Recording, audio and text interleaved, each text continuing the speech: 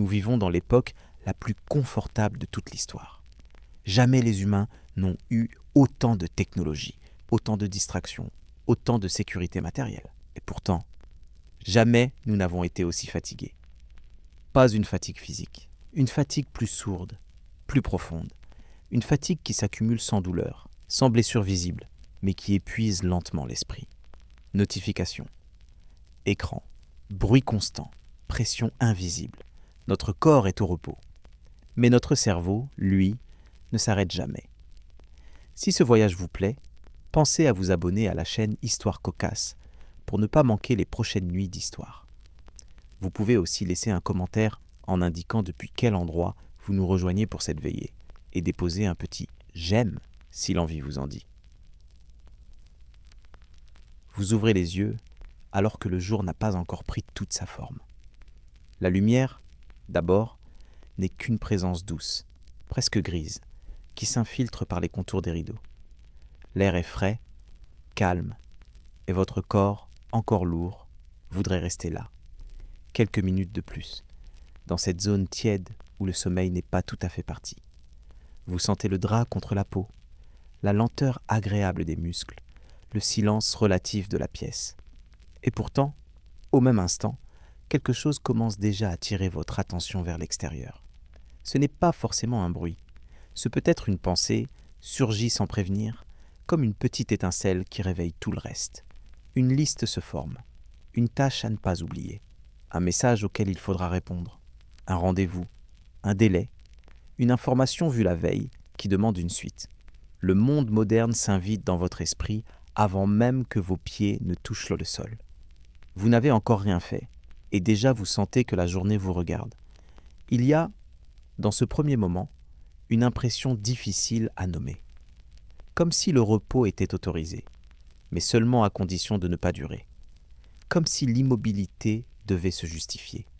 Vous respirez, vous écoutez, et vous percevez au loin les signes d'un monde qui s'active. Un moteur, un ascenseur, une porte qui claque, des pas dans le couloir, parfois le chant d'un oiseau pris dans le bruit d'un quartier qui se réveille. Même lorsque l'aube est douce, l'agitation existe déjà quelque part, prête à s'étendre.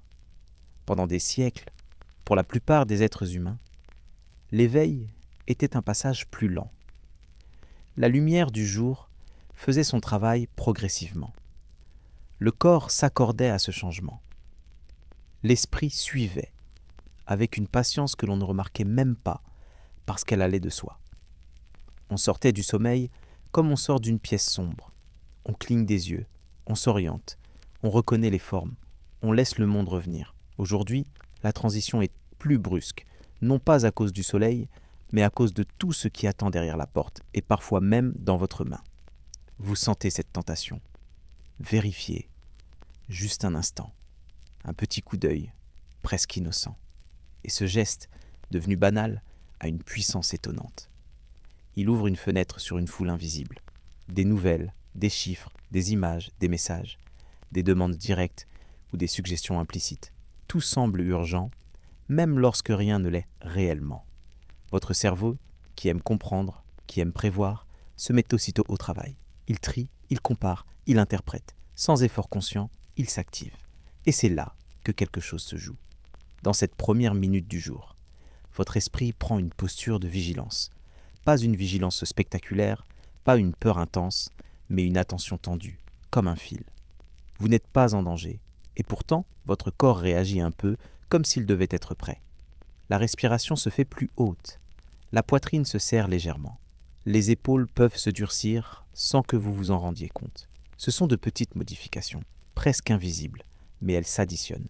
Elles marquent le début d'un état, celui d'être disponible. La disponibilité est devenue l'une des grandes exigences silencieuses de l'époque. On vous la présente comme un confort. Tout est accessible, tout est plus simple, tout est plus rapide. Mais cette rapidité a un prix. Elle exige de vous une réponse. Même si personne ne vous ordonne rien, même si personne ne vous surveille, vous sentez que le monde continue et qu'il peut vous solliciter à tout moment.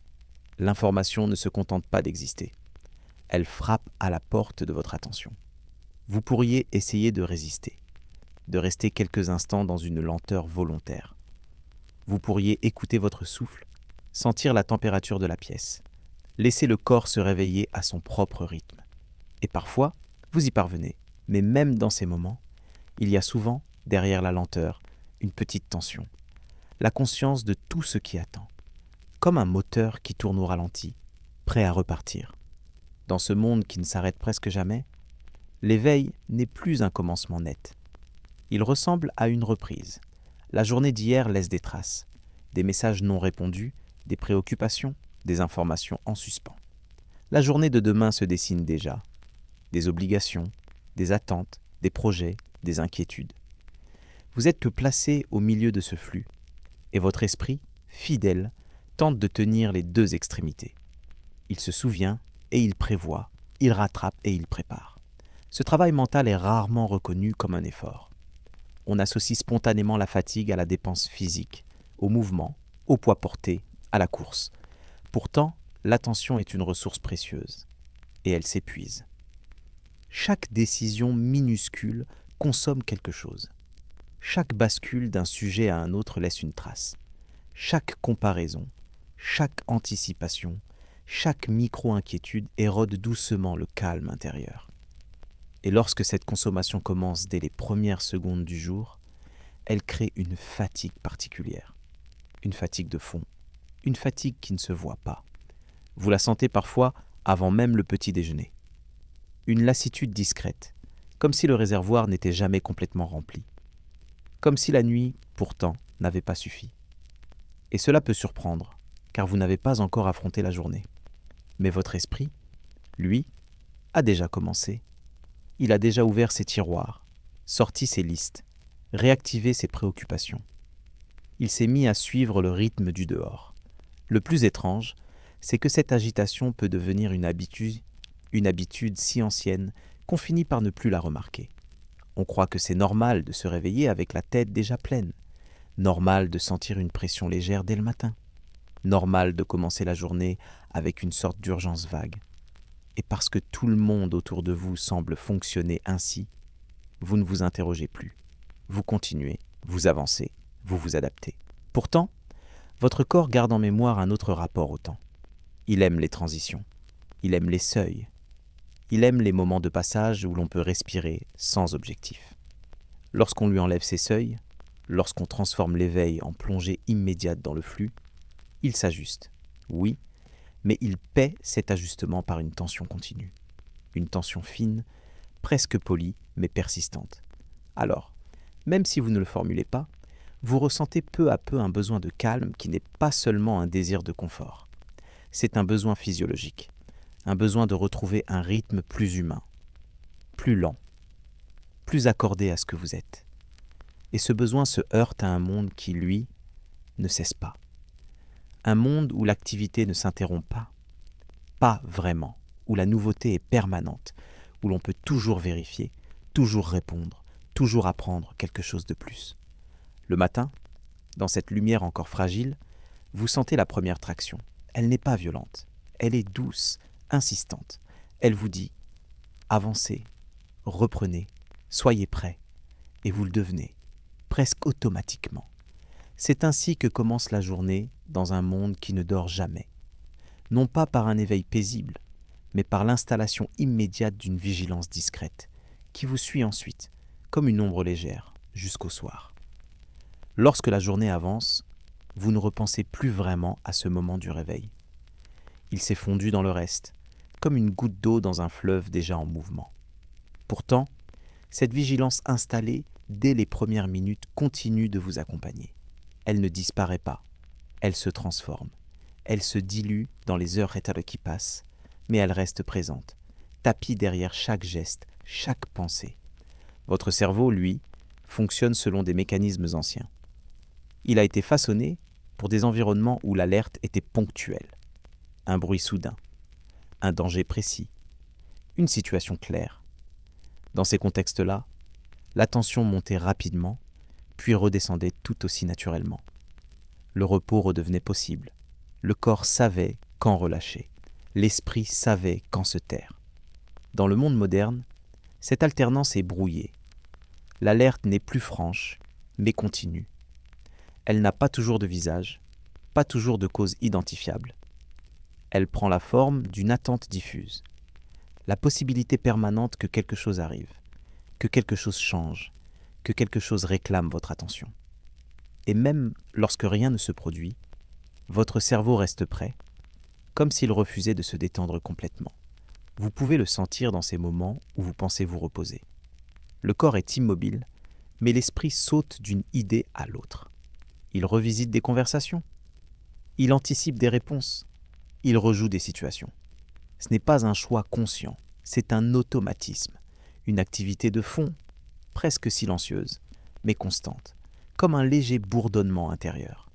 Cette vigilance prolongée consomme une énergie considérable, non pas une énergie musculaire, visible, mesurable, mais une énergie mentale, plus difficile à percevoir.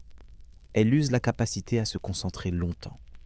Elle fragilise la patience. Elle rend plus sensible aux petites contrariétés. Et surtout, elle empêche le repos profond, celui où l'on ne surveille plus rien.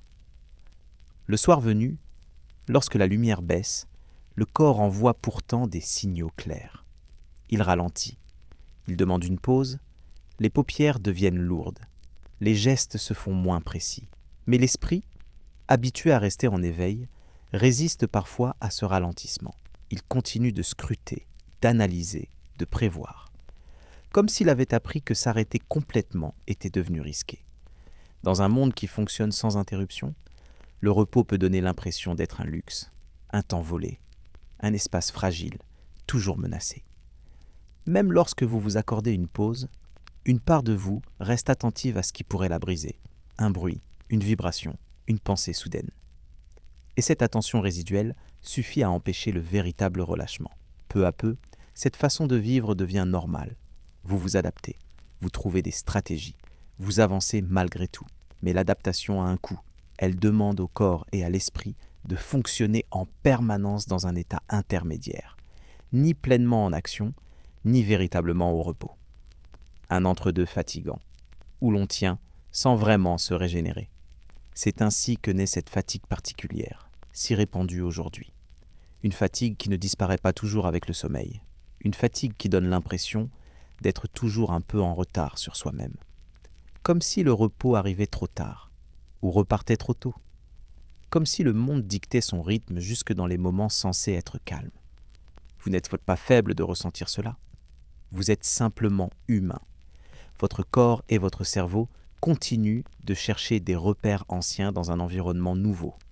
Ils cherchent des seuils, des silences, des pauses réelles.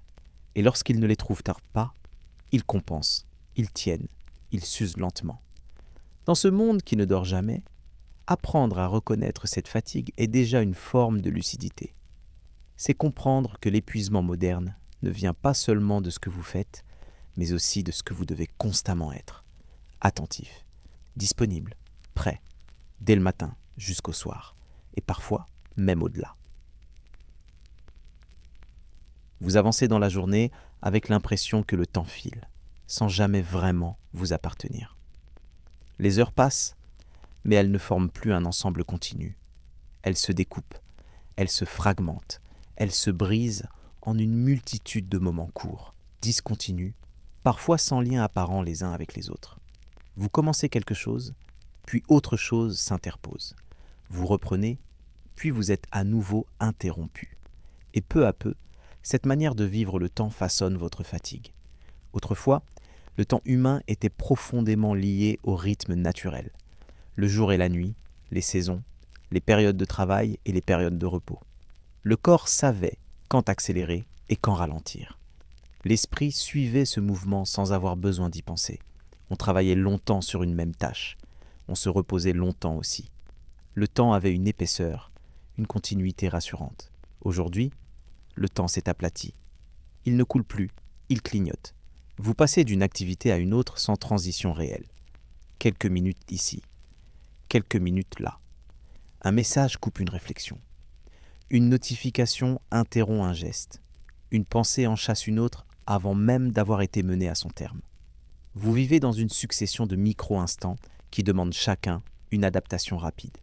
Votre cerveau, pourtant, n'aime pas cette fragmentation. Il préfère les séquences longues, cohérente, où l'on peut s'installer, approfondir, se laisser porter par une tâche unique.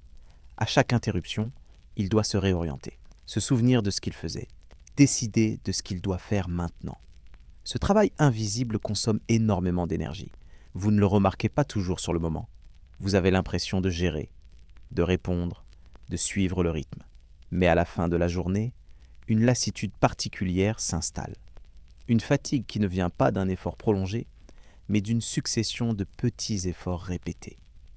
Comme si vous aviez dû changer de direction des dizaines, voire des centaines de fois, sans jamais pouvoir marcher droit longtemps.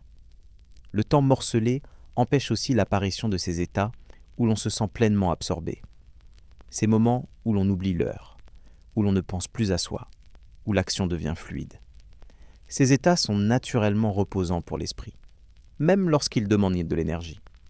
Mais pour qu'ils apparaissent, il faut du silence, de la continuité, une absence d'interruption, des conditions de plus en plus rares.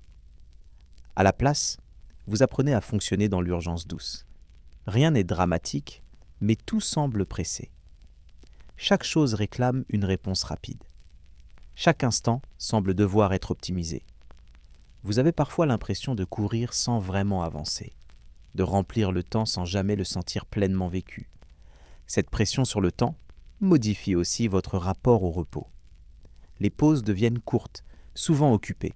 Vous consultez, vous regardez, vous comblez le moindre vide. Le silence paraît étrange. L'ennui devient inconfortable. Comme si le temps libre devait être justifié, rentabilisé, utilisé. Et lorsque le repos n'est plus un espace vide, mais un moment rempli autrement, il perd une partie de son pouvoir réparateur. Le corps, lui, continue d'envoyer des signaux. Il réclame des cycles, des moments longs de calme, des phases où rien n'est attendu de vous. Mais le monde moderne laisse peu de place à ces respirations profondes. Il préfère les pauses rapides, fractionnées, qui donnent l'illusion du repos sans en offrir réellement les bénéfices. Vous sentez alors cette impression étrange. Les journées passent vite, mais vous vous sentez lourd, comme si le temps vous glissait entre les doigts tout en vous laissant épuiser. Ce paradoxe est au cœur de la fatigue moderne. Trop de choses, trop souvent, trop morcelées. Dans ce temps fragmenté, votre esprit doit sans cesse se reconfigurer. Il s'adapte, encore et encore. Il passe d'un rôle à un autre, d'une attente à une autre, sans jamais pouvoir s'installer durablement. Et cette adaptation permanente, même lorsqu'elle semble légère, use lentement mais sûrement. Peu à peu, vous perdez la sensation d'un rythme naturel. Les journées ne sont plus guidées par la lumière, par la faim, par la fatigue réelle, mais par des horaires, des rappels, des signaux artificiels. Vous mangez parfois sans faim, vous dormez sans être vraiment reposé, vous vous réveillez sans vous sentir prêt. Le corps suit, mais avec retard. Cette perte de rythme crée une fatigue profonde, difficile à expliquer. Une fatigue qui vient du décalage entre ce que vous êtes biologiquement et ce que le monde attend de vous temporellement. Vous n'êtes pas fait pour vivre dans un temps constamment morcelé, sans début clair ni fin net. Vous êtes fait pour des cycles, des respirations, des continuités. Et tant que le temps restera ainsi fragmenté, tant que chaque journée sera une mosaïque de moments disjoints, votre esprit continuera de chercher, parfois en vain, un fil conducteur, un rythme à suivre, un espace où se poser vraiment. À mesure que les jours s'enchaînent, vous remarquez que le temps ne vous appartient plus vraiment. Il est découpé, attribué, organisé à l'avance. Des horaires fixes, des échéances, des rappels structurent votre existence. Même les moments censés être libres sont souvent encadrés. Il y a toujours quelque chose à faire, quelque chose à prévoir, quelque chose à ne pas oublier. Le temps devient une matière que l'on gère plutôt qu'un espace que l'on habite. Autrefois, le corps dictait une grande partie du rythme quotidien. La faim indiquait le moment de manger. La fatigue signalait l'heure de se reposer. La lumière du jour guidait l'activité. Aujourd'hui, ces signaux naturels sont souvent contournés. Vous mangez parce que l'horloge l'indique. Vous continuez parce qu'il reste du temps. Vous vous reposez parce que c'est prévu, non parce que le corps l'exige vraiment. Ce décalage subtil crée une tension intérieure. Le corps envoie des messages, mais ils sont parfois ignorés, reportés, rationalisés, Vous apprenez à fonctionner malgré eux, à tenir, à repousser, à vous adapter à des rythmes qui ne sont pas les vôtres. Et cette adaptation constante a un coût invisible. Le temps morcelé modifie aussi votre perception de l'effort. Vous n'êtes pas fatigué parce que vous avez travaillé longtemps sur une seule chose, mais parce que vous avez travaillé sur trop de choses différentes. Chaque changement de tâche demande une réorientation. Il faut se souvenir où l'on en était, comprendre ce qui est attendu, mobiliser une nouvelle attention. Ces micro-efforts s'accumulent sans bruit. À la fin de la journée, vous pouvez avoir l'impression étrange de n'avoir rien fait de vraiment profond, et pourtant de vous sentir vidé. Cette sensation est déroutante. Elle donne parfois l'impression d'inefficacité, voire de culpabilité. Mais en réalité, vous avez fourni un travail mental intense, celui de passer sans cesse d'un cadre à un autre. Le repos, dans ce contexte, devient difficile. Même lorsque vous avez du temps devant vous, l'esprit reste marqué par cette fragmentation. Il saute, il s'impatiente, il cherche une stimulation. Le silence peut sembler lourd, l'inaction inconfortable, comme si le temps devait toujours être occupé pour avoir de la valeur. Cette difficulté à rester dans un moment présent est l'une des conséquences directes du temps morcelé. Vous êtes habitué à des séquences courtes, à des récompenses rapides, à des changements fréquents. Le cerveau s'adapte, mais il perd peu à peu la capacité à savourer la lenteur. Or, la lenteur est essentielle au repos profond. Les rythmes naturels, eux, sont lents par nature. Ils suivent des cycles amples, le lever et le coucher du soleil, la progression des saisons, la montée progressive de la fatigue et son apaisement. Lorsque vous vivez en décalage constant avec ces cycles, votre organisme peine à retrouver ses repères. Il ne sait plus exactement quand ralentir, ni quand accélérer. Vous pouvez le sentir dans votre sommeil. Vous vous couchez à une heure précise, mais sans toujours ressentir un véritable appel au repos. Vous vous levez à une heure fixe, parfois avant d'être prêt. Le sommeil devient une obligation parmi d'autres, intégrée dans un emploi du temps déjà chargé. Et lorsqu'il est vécu ainsi, il perd une partie de son pouvoir réparateur. Ce rapport contraint au temps crée aussi une forme de pression silencieuse, celle de devoir optimiser chaque minute, de ne pas perdre de temps, de rentabiliser les moments creux. Même les loisirs peuvent devenir des tâches à accomplir, des expériences à maximiser, des objectifs à atteindre. Le temps libre cesse alors d'être réellement libre. Peu à peu, cette logique envahit l'ensemble de la vie. Le temps n'est plus un flux, mais une suite de cases à remplir. Et dans ce découpage constant, l'esprit n'a plus d'espace pour se poser longuement. Il reste en mouvement, même lorsqu'il devrait se reposer. Cette fatigue liée au temps morcelé est profonde, car elle touche à quelque chose d'essentiel. Votre rapport au rythme. Vous n'êtes pas fait pour vivre dans un monde où chaque instant est fragmenté, compté, surveillé. Vous êtes fait pour des cycles larges, pour des respirations longues, pour des moments où le temps peut s'étirer sans objectif. Tant que ces rythmes naturels restent relégués au second plan, votre corps continuera de réclamer, parfois maladroitement, ce qu'on lui refuse. Et cette demande non satisfaite prend la forme d'une fatigue persistante, d'un sentiment de décalage, d'une lassitude qui ne s'explique pas toujours par ce que vous faites, mais par la manière dont le temps vous est imposé. Vous vivez entouré d'informations, comme immergé dans un courant invisible qui ne cesse jamais de circuler. Dès le matin, avant même d'avoir pleinement conscience de votre corps, des nouvelles vous parviennent. Elles viennent de partout, de loin, de près, de domaines qui ne se croisent pas. Des faits graves qu'autour des détails insignifiants. Des urgences réelles voisines avec des anecdotes sans conséquence. Et votre cerveau reçoit tout cela sans filtre naturel. Pendant la plus grande partie de l'histoire humaine, l'information était rare, locale, lente. On savait ce qui se passait dans son environnement immédiat.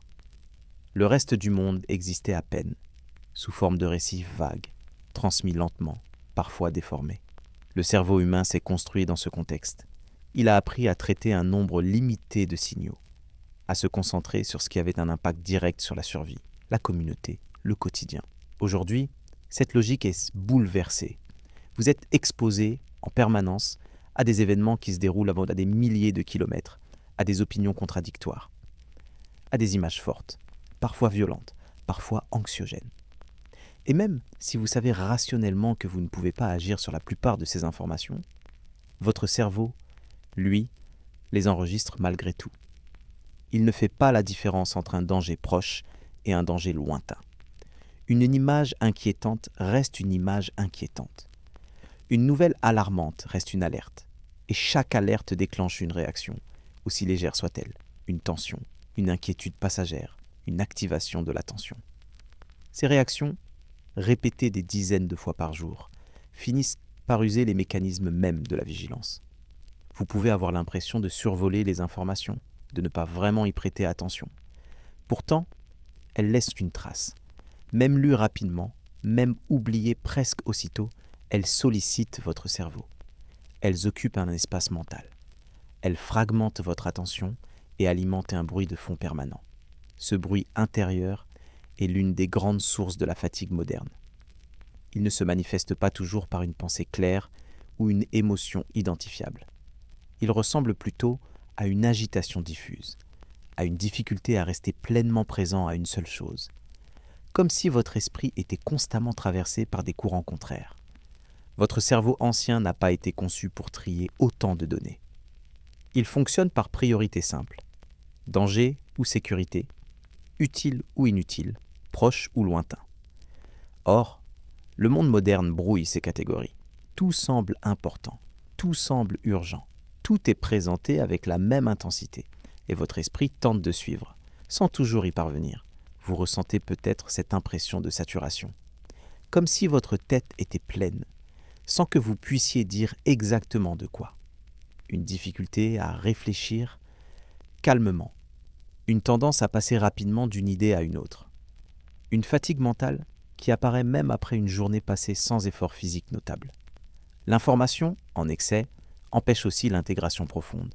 Vous apprenez beaucoup de choses, mais vous les retenez moins. Les idées s'accumulent sans se relier. Elles s'empilent sans se transformer en compréhension durable. Le cerveau n'a pas le temps de faire ce pourquoi il est le plus efficace. Relier, synthétiser, donner du sens. À la place, il reste en mode réception. Il capte, il absorbe, il empile. Et ce mode, lorsqu'il devient permanent, est épuisant. Il maintient l'esprit dans une posture passive mais tendue, toujours prêt à recevoir quelque chose de plus. Même dans les moments de repos, ce flux peut continuer. Une pensée vous ramène à une information lue plus tôt. Une image surgit sans prévenir. Une inquiétude diffuse apparaît, sans objet précis. Ce ne sont pas des angoisses franches, mais des micro-tensions, répétées, qui finissent par peser. Vous pouvez ressentir alors une envie de silence, sans savoir exactement ce que ce silence devrait contenir. Une envie de vide. Non pas l'ennui, mais l'absence de sollicitation. Un espace où rien n'est demandé à votre attention. Ce besoin est profond, car il correspond à un fonctionnement naturel du cerveau humain. Car votre esprit a besoin de moments où il ne traite rien de nouveau. Des moments où il peut revenir sur ce qu'il a déjà reçu, trier, classer, oublier. Sans ces moments, l'information reste en surface et la fatigue s'installe en profondeur. Dans ce monde saturé de données, comprendre que votre fatigue n'est pas un manque de curiosité ou de capacité est essentiel. Elle est le signe que votre cerveau ancien fait de son mieux pour s'adapter à un environnement qu'il dépasse. Et cette adaptation permanente, même lorsqu'elle semble discrète, a un coût. Au fil des jours, cette accumulation d'informations modifie en profondeur votre manière de penser.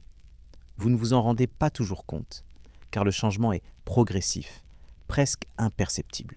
Pourtant, votre esprit apprend à fonctionner dans un environnement où il est constamment sollicité, interrompu, redirigé. Il s'adapte, oui, mais cette adaptation n'est pas neutre. Elle transforme la façon dont vous vous concentrez, dont vous mémorisez, dont vous vous reposez. Votre cerveau ancien n'a pas été conçu pour recevoir autant de stimuli en si peu de temps. Il fonctionne mieux avec des récits longs, cohérents, incarnés. Il aime les histoires racontées autour d'un feu, les gestes répétés, les expériences vécues directement. L'information moderne, elle, arrive souvent sans contexte sensoriel, sans continuité, sans incarnation. Elle surgit, puis disparaît, remplacée aussitôt par une autre. Cette succession rapide crée une forme d'instabilité intérieure. Vous commencez à lire quelque chose, puis votre attention est attirée ailleurs. Vous écoutez une information, mais déjà une autre se présente. Votre esprit saute, rebondit, glisse. Il devient plus difficile de rester longtemps avec une seule idée. Non pas parce que vous manquez de volonté, mais parce que votre cerveau a appris que l'information est infinie et toujours renouvelée.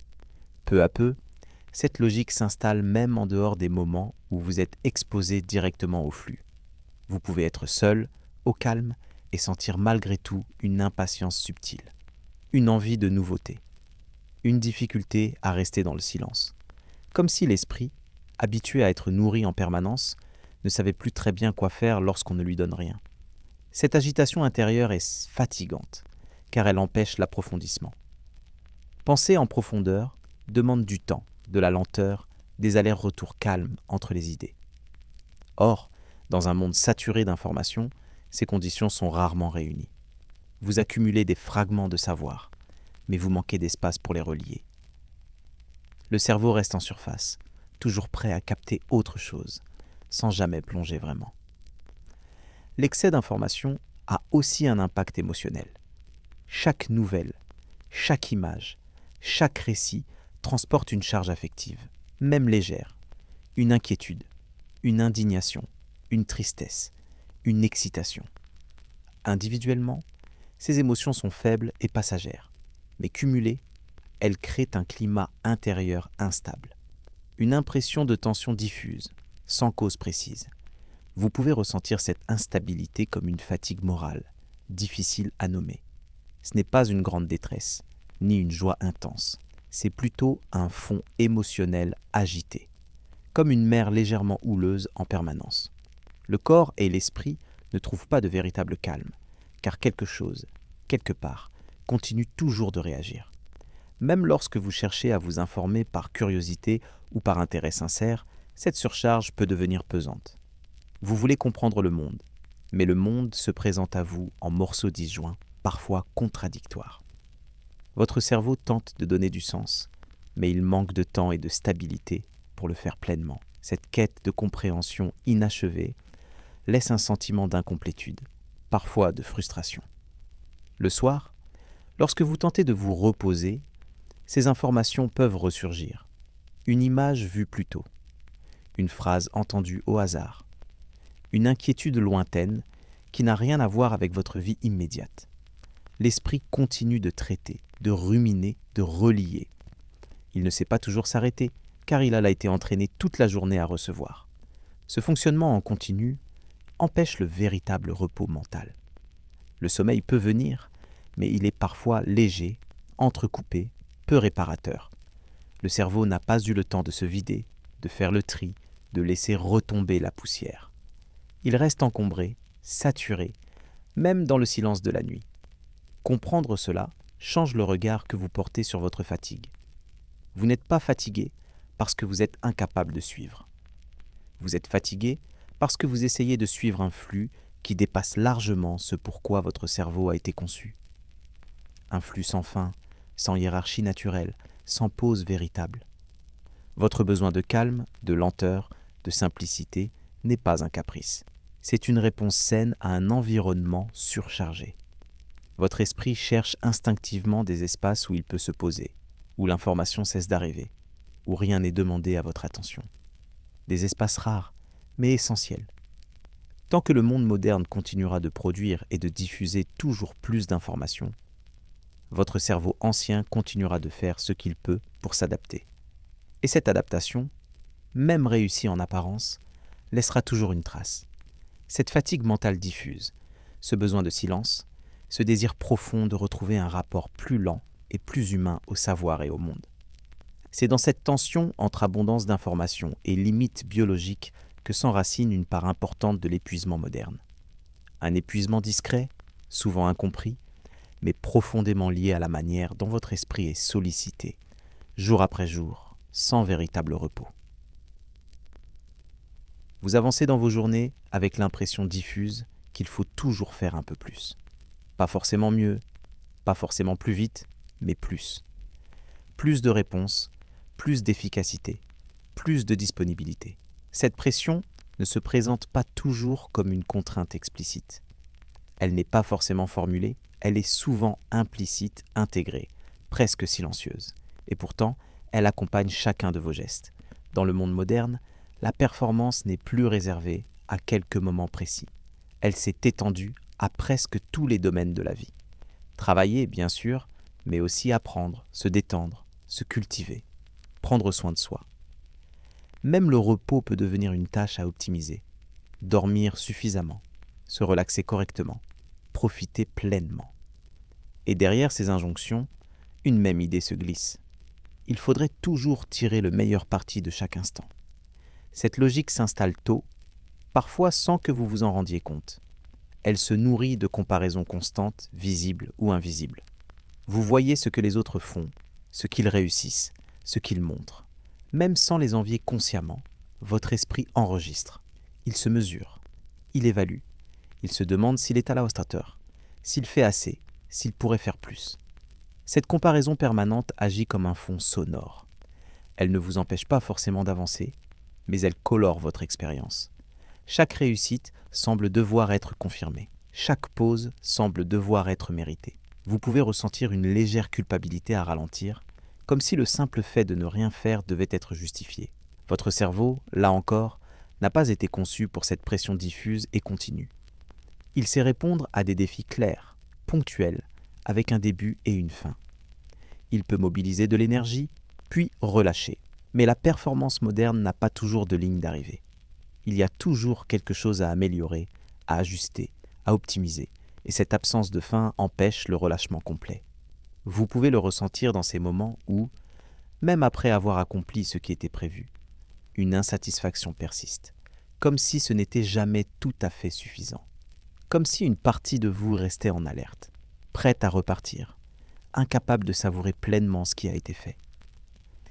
Cette tension intérieure est fatigante, car elle ne s'éteint jamais vraiment. La pression de la performance est d'autant plus épuisante qu'elle est souvent intériorisée. Personne n'a besoin de vous la rappeler, vous la portez vous-même. Vous vous fixez des objectifs, parfois raisonnables, parfois exigeants, et vous vous jugez à l'aune de ces critères. Même lorsque personne ne vous observe, vous continuez d'évaluer vos actions, vos choix, votre rythme. Cette auto-évaluation constante sollicite l'attention et l'énergie mentale. Elle maintient l'esprit dans une posture de contrôle, de surveillance. Vous n'êtes pas seulement en train de vivre ce que vous faites, vous êtes aussi en train de vous observer, en train de le faire.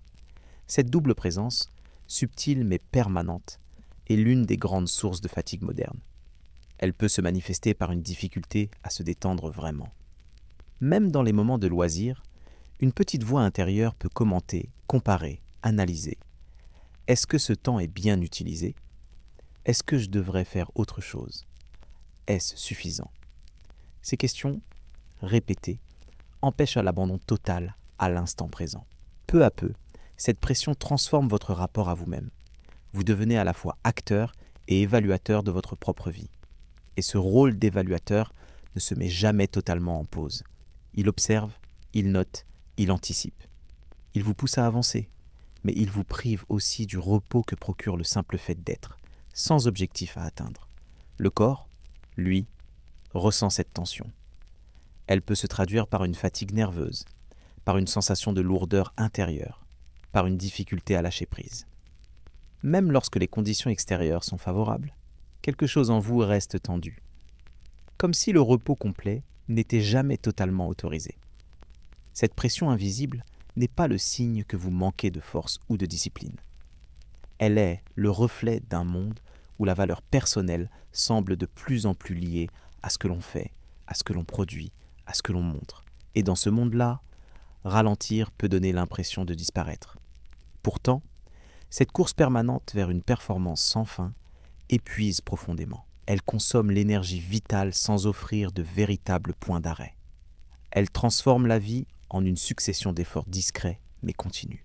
Et c'est ainsi que, sans bruit, sans drame, une fatigue durable s'installe, nourrie non par l'effort ponctuel, mais par l'impossibilité de s'autoriser à ne pas performer. Avec le temps, cette pression finit par façonner votre regard intérieur. Elle ne se contente plus d'influencer ce que vous faites. Elle colore ce que vous ressentez. Même lorsque tout va bien en apparence, même lorsque les journées semblent correctement remplies, une sensation diffuse peut persister, celle de ne jamais en faire tout à fait assez.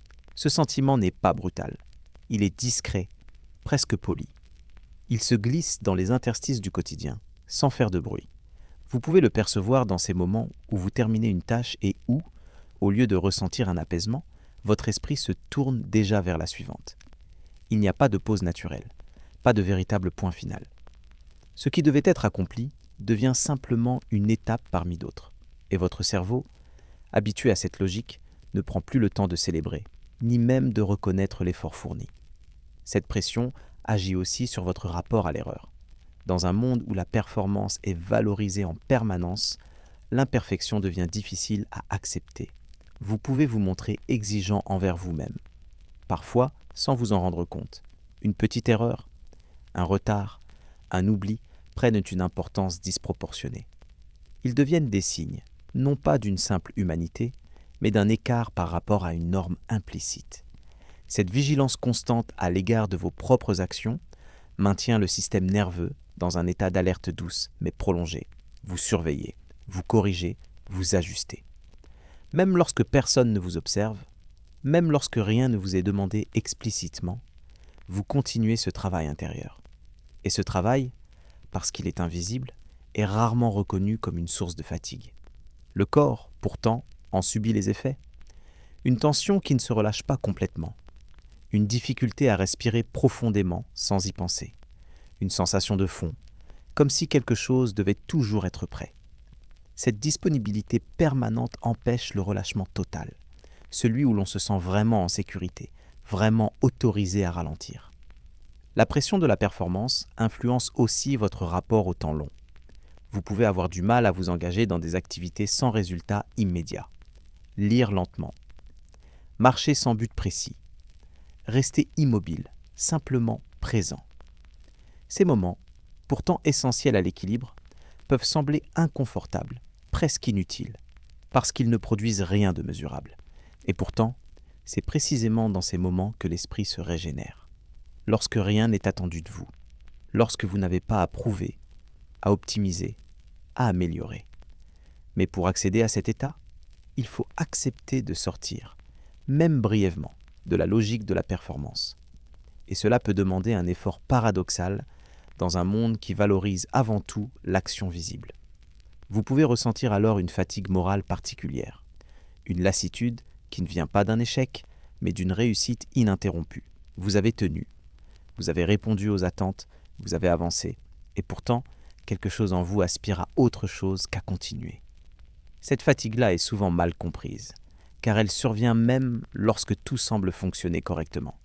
La pression invisible agit également sur votre identité. Elle peut vous pousser à vous définir par ce que vous faites plutôt que par ce que vous êtes.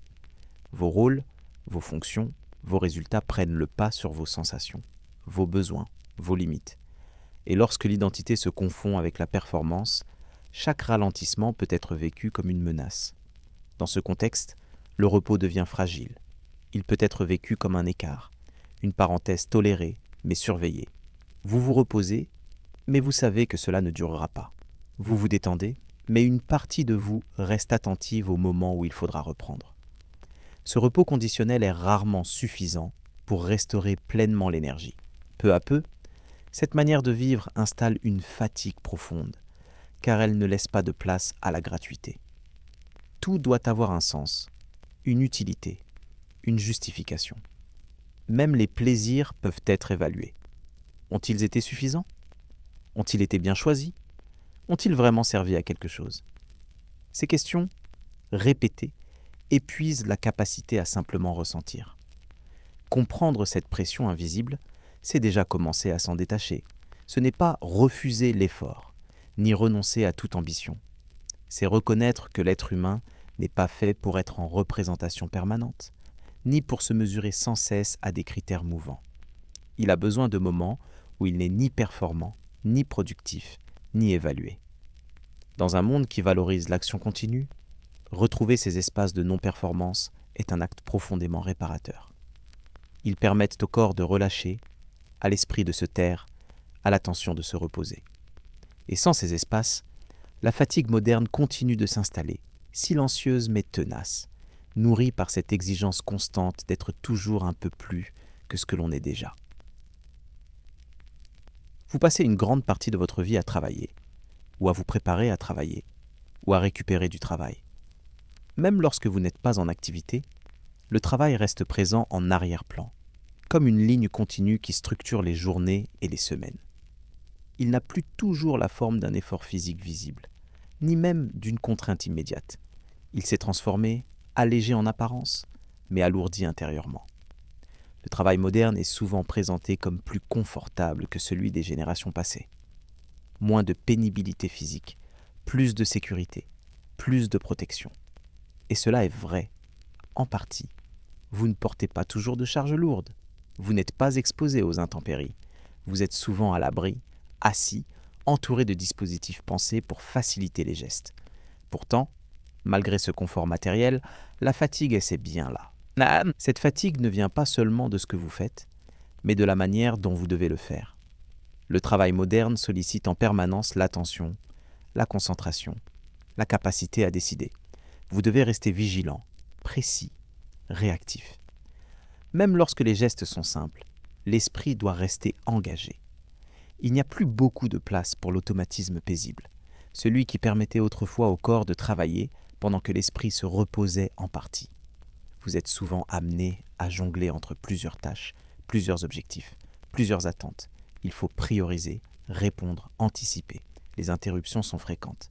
Les demandes peuvent arriver à tout moment. Et même lorsque vous êtes concentré, une part de votre esprit reste disponible, prête à basculer vers autre chose. Cette disponibilité permanente est épuisante, car elle empêche l'immersion complète. Le travail moderne brouille aussi les frontières. Le lieu de travail n'est plus toujours clairement séparé du lieu de repos. Les horaires s'étendent, les responsabilités débordent. Vous pouvez penser à votre travail le soir, le week-end, parfois même en vacances. Sans y être obligé explicitement, vous restez mentalement connecté. Et cette connexion prolongée empêche le véritable repos. Autrefois, le travail était souvent rythmé par des cycles clairs. On commençait, on terminait. Le corps savait quand l'effort prenait fin. Aujourd'hui, la fin est moins nette. Il y a toujours quelque chose à améliorer, à compléter, à rattraper. Les tâches s'enchaînent sans véritable clôture. Et l'esprit, privé de ses fins symboliques, peine à relâcher l'attention. Vous pouvez ressentir cette fatigue particulière en fin de journée.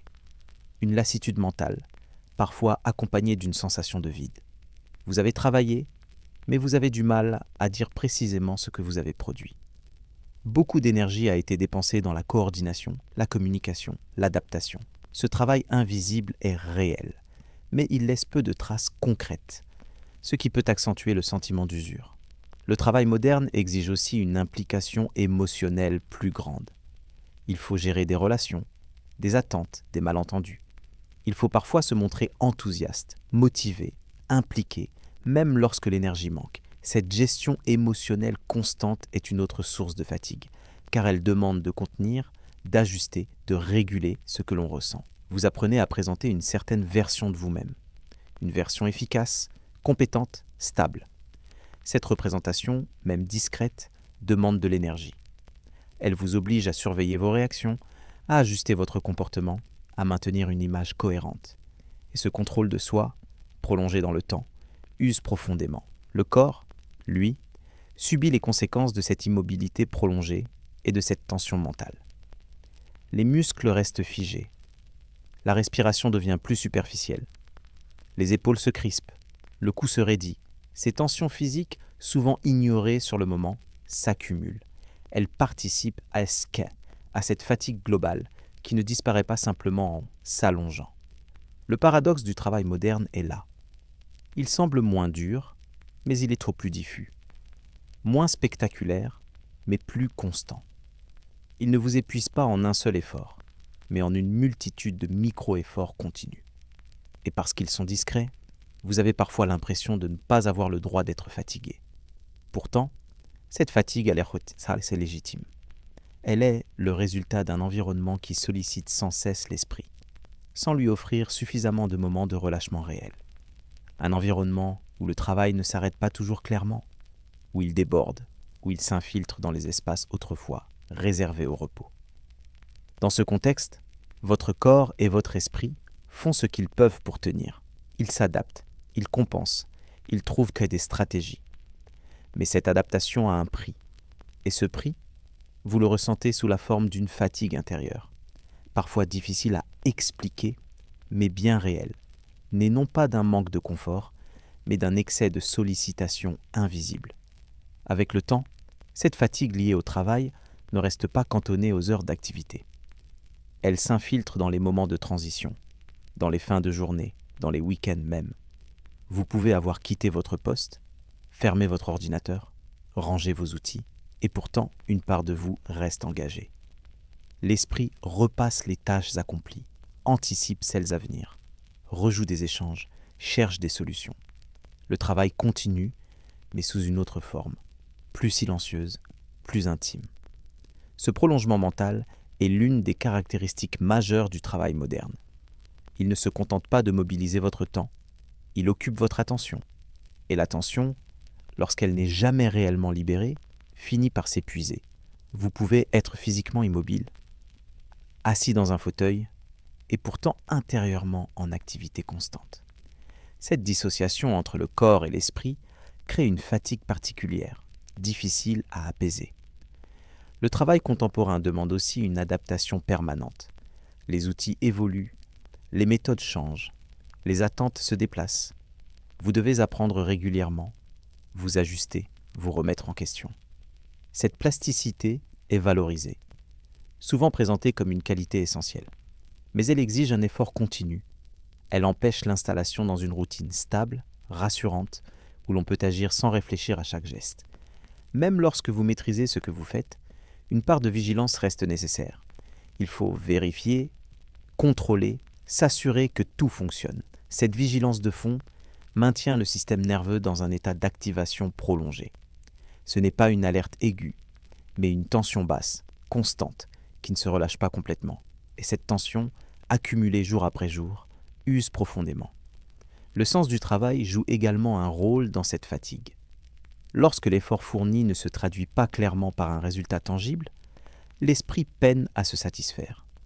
Vous pouvez travailler longtemps sans voir concrètement l'aboutissement de vos actions. Les tâches s'enchaînent, mais la sensation d'accomplissement reste fragile. Cette absence de clôture symbolique empêche le repos intérieur. Vous pouvez ressentir alors une forme de lassitude morale, une impression de tourner en rond, de donner beaucoup sans toujours percevoir clairement ce que cela construit. Cette fatigue n'est pas un manque de motivation, elle est le signe d'un déséquilibre entre l'énergie investie et le sens perçu. Et ce déséquilibre, lorsqu'il persiste, pèse lourdement sur l'esprit. Le travail moderne sollicite aussi votre identité. Il peut devenir une part centrale de la manière dont vous vous définissez. Ce que vous faites, ce que vous savez faire, ce que l'on attend de vous, prennent une importance considérable. Et lorsque le travail est instable, incertain, changeant, cette identité devient elle aussi fragile. Vous devez sans cesse vous adapter, vous repositionner, vous prouver. Cette insécurité diffuse, même lorsqu'elle n'est pas consciente, entretient une vigilance intérieure. Vous restez attentif aux signes, aux évolutions, aux attentes implicites. Vous cherchez à anticiper, à ne pas être pris de court. Et cette anticipation permanente est épuisante, car elle ne laisse pas de place au relâchement confiant. Le corps, lui, tente de suivre. Il encaisse les heures, passées immobiles, la respiration raccourcie, les tensions musculaires discrètes mais persistantes. Il enregistre le stress léger mais continu. Et lorsque le repos arrive enfin, il a parfois du mal à en profiter pleinement. Les muscles restent tendus. Le sommeil est léger. L'esprit continue de tourner. Cette fatigue intérieure peut donner l'impression d'un décalage. Vous êtes protégé, à l'abri, et pourtant vous vous sentez usé. Ce paradoxe est difficile à accepter, car il ne correspond pas aux représentations classiques de la fatigue. Vous n'êtes pas épuisé par la dureté visible du travail, mais par sa continuité mentale, par son absence de frontières claires. Comprendre cela permet de porter un regard plus juste sur votre propre lassitude. Elle n'est pas un signe de faiblesse. Elle est la conséquence logique d'un système qui sollicite en permanence l'attention, l'adaptation, l'implication émotionnelle, sans toujours offrir en retour des temps de récupération suffisants. Dans ce monde du travail, où l'on attend de vous que vous soyez à la fois efficace, flexible, engagé et disponible, la fatigue intérieure devient presque inévitable. Elle s'installe lentement, silencieusement, à mesure que les journées se ressemblent et que les exigences se cumulent. Et c'est souvent lorsque vous prenez enfin le temps de vous arrêter, lorsque le calme revient, que vous mesurez l'ampleur de cette usure. Non pas comme une plainte, mais comme un constat. Tenir ainsi, longtemps, demande une énergie immense. Une énergie que le confort matériel ne suffit pas toujours à compenser. Votre corps est fait pour le mouvement. Pas forcément pour l'effort intense, ni pour la performance physique, mais pour une alternance naturelle entre l'action et le repos. Marcher, porter, se pencher, s'étirer, changer de posture. Pendant l'immense majorité de l'histoire humaine, le mouvement faisait partie intégrante de la vie quotidienne. Il n'était pas pensé comme une activité séparée. Il était simplement la manière normale d'habiter le monde. Aujourd'hui, votre corps passe de longues heures immobile, assis, parfois debout, mais sans véritable déplacement. Les gestes sont réduits, les amplitudes limitées. Le mouvement devient fonctionnel, minimal, optimisé. Vous appuyez, vous cliquez, vous tapez. Le reste du corps attend. Et dans cette attente prolongée, quelque chose se fige. L'immobilité moderne est trompeuse. Elle ne donne pas toujours l'impression d'un effort. Vous n'êtes pas essoufflé. Vous ne transpirez pas. Pourtant, votre corps travaille. Il maintient des postures. Il contracte certains muscles en continu. Il en désactive d'autres. Cette répartition artificielle de l'effort crée des tensions silencieuses, souvent ignorées sur le moment. Vous pouvez le sentir en fin de journée, une raideur dans le cou, une lourdeur dans les épaules. Un dos qui semble fatigué sans avoir porté quoi que ce soit. Ces sensations sont les traces d'un corps maintenu trop longtemps dans une position qui n'est pas faite pour durer. Le corps humain n'est pas conçu pour l'immobilité prolongée, il est conçu pour le changement. Cette immobilité a aussi un impact sur la respiration. Lorsque vous bougez peu, la respiration devient plus courte, plus haute. Elle perd en amplitude. Le diaphragme travaille moins. L'oxygénation devient plus superficielle. Et cette respiration réduite influence directement le niveau d'énergie. Le corps reçoit moins de signaux de détente. Le système nerveux reste dans un état de vigilance modérée. Dans un monde qui va vite, votre corps, paradoxalement, ralentit. Non pas au sens du repos, mais au sens de la stagnation. Les fluides circulent moins. Les articulations se mobilisent peu. Les muscles profonds s'endorment. Et cette stagnation crée une fatigue sourde, différente de celle qui suit un effort physique, mais tout aussi réelle. Le mouvement naturel a une fonction régulatrice. Il aide à évacuer le stress. Il soutient l'équilibre émotionnel. Il permet à l'énergie de circuler. Lorsque le mouvement disparaît du quotidien, ces mécanismes se dérèglent. Le stress s'accumule. Les tensions restent stockées dans le corps. Et l'esprit, privé de ce soutien physique, peine à se relâcher. Vous pouvez ressentir alors une agitation intérieure étrange. Comme si quelque chose voulait bouger sans trouver comment. Le corps est immobile, mais l'esprit est nerveux. Cette dissociation est fatigante, car elle crée un conflit interne. Le corps réclame du mouvement. L'environnement impose la fixité. Le monde moderne valorise la rapidité, la réactivité, la circulation de l'information. Mais cette vitesse est essentiellement mentale. Le corps, lui, reste souvent en arrière, contraint de suivre sans participer pleinement. Et ce décalage entre un esprit sollicité en permanence et un corps maintenu immobile est l'une des sources majeures de l'épuisement contemporain. Autrefois, le mouvement donnait un rythme naturel aux journées. Il marquait les transitions. Il signalait le début et la fin des activités. Aujourd'hui, ces transitions sont souvent absentes. Vous passez d'une tâche à une autre sans bouger. Le corps n'a pas l'occasion de marquer le changement. Il reste dans la même posture, pendant que l'esprit change de sujet. Cette absence de transition physique perturbe la perception du temps et de l'effort.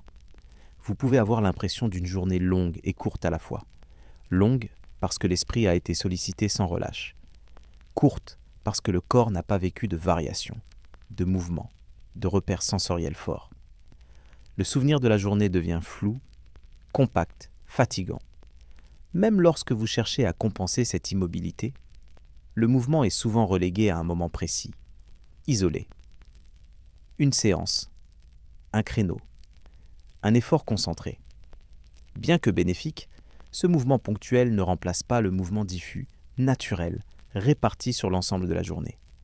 Le corps aime la régularité plus que l'intensité. Peu à peu, vous pouvez perdre la sensation fine de votre corps. Les signaux deviennent plus bruts, douleur, raideur, fatigue.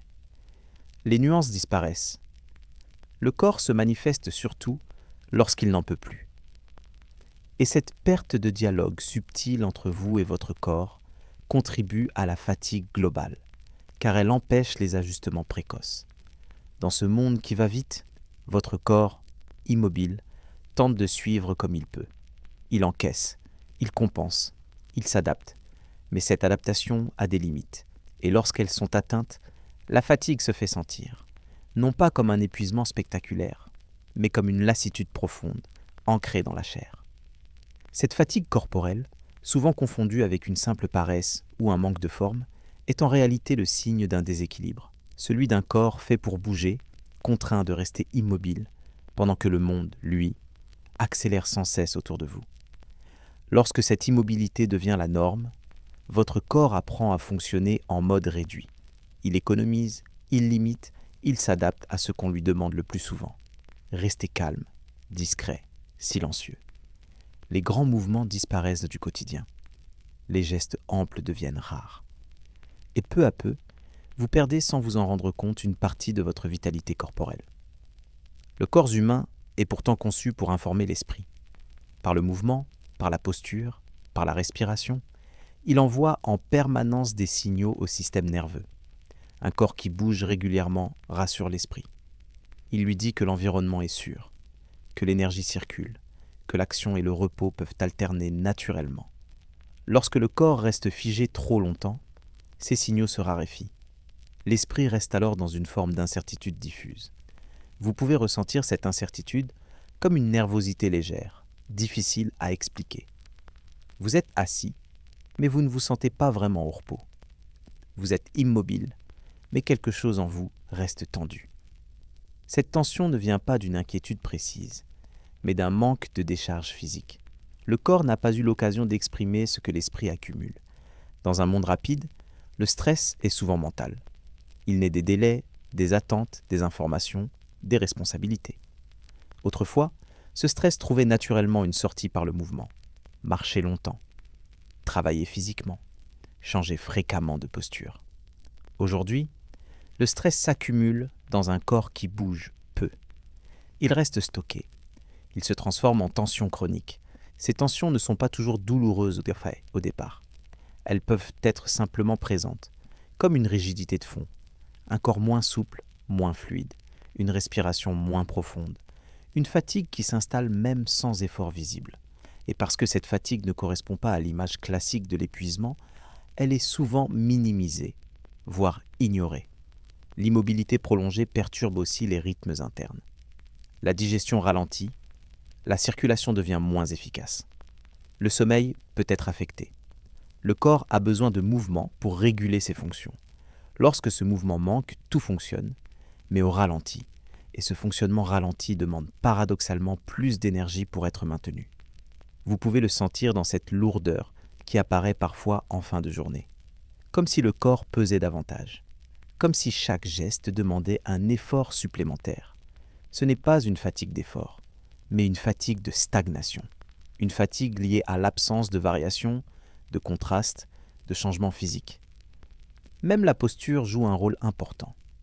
Rester longtemps dans la même position envoie au cerveau un message de contrainte. Les muscles posturaux travaillent en continu. Ils ne se relâchent jamais complètement. Cette contraction permanente est coûteuse. Elle sollicite le système nerveux sans offrir de véritable soulagement. Et plus elle dure, plus elle devient difficile à percevoir consciemment. Dans ce contexte, le repos véritable devient difficile. S'allonger ne suffit pas toujours. Le corps Habitué à retenir, à maintenir, à compenser, a parfois du mal à lâcher. Les muscles restent légèrement contractés. La respiration ne s'approfondit pas spontanément. L'esprit, privé de signaux corporels de détente, reste actif. Vous pouvez alors chercher des solutions mentales à un problème physique. Essayez de vous détendre par la pensée. Vous forcez à vous calmer. Mais le corps a son propre langage. Il comprend le mouvement bien mieux que les injonctions. Sans mouvement, il ne reçoit pas le message que tout peut se relâcher. Cette déconnexion progressive entre le corps et l'esprit est l'une des grandes sources de fatigue moderne. L'esprit est sollicité en permanence. Le corps est maintenu en arrière-plan. Et pourtant, c'est le corps qui soutient l'ensemble. Lorsqu'il est négligé, lorsqu'il n'a plus l'occasion de jouer pleinement son rôle régulateur, l'équilibre se rompt. Retrouver le mouvement ne signifie pas forcément faire plus, ni s'épuiser davantage. Il s'agit souvent de réintroduire de la variété, de changer de posture, de marcher sans but précis, de s'étirer doucement, de respirer plus amplement. Ces gestes simples réactivent des mécanismes profonds de régulation. Le corps n'a pas besoin de performance, il a besoin de présence, de mouvements réguliers, intégrés, naturels. Lorsqu'il retrouve ces conditions, il envoie à l'esprit des signaux clairs de sécurité et de détente. La tension se relâche, la fatigue mentale diminue, le sommeil devient plus profond. Dans un monde qui va trop vite, redonner une place au corps est une manière de ralentir sans s'arrêter.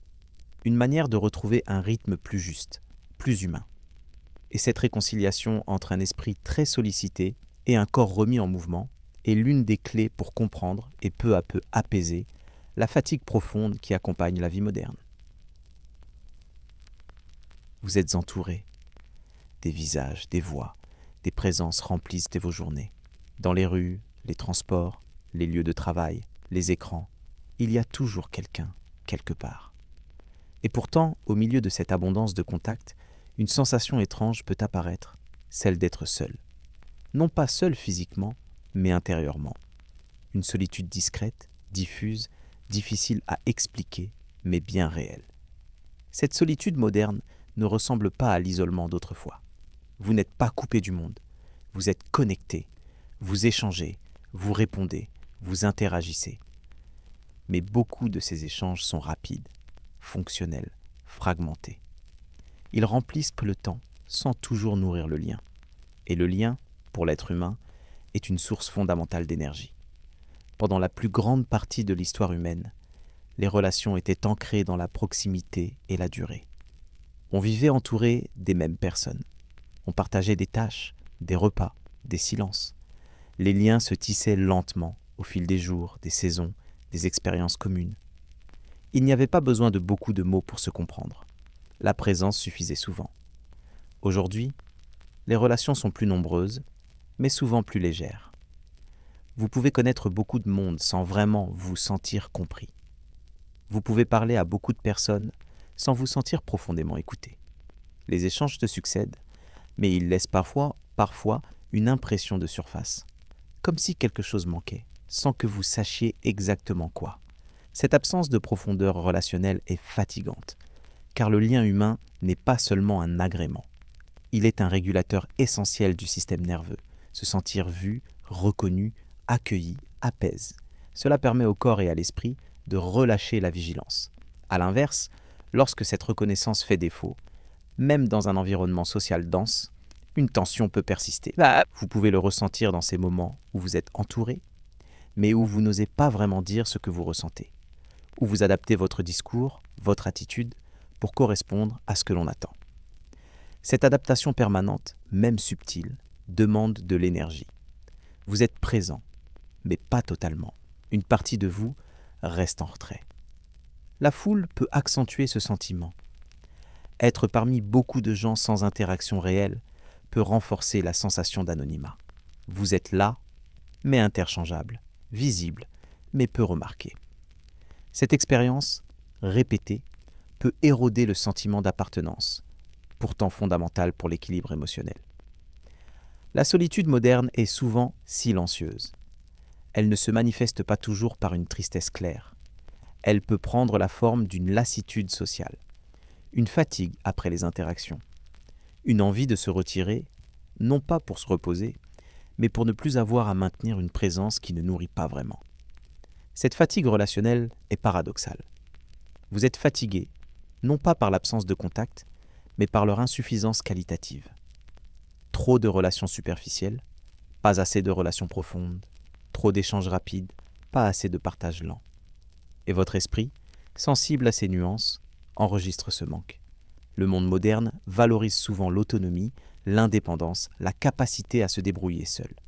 Ces qualités ont leur valeur, mais poussées à l'extrême, elles peuvent isoler. Vous apprenez à ne pas déranger, à ne pas demander, à ne pas montrer vos fragilités.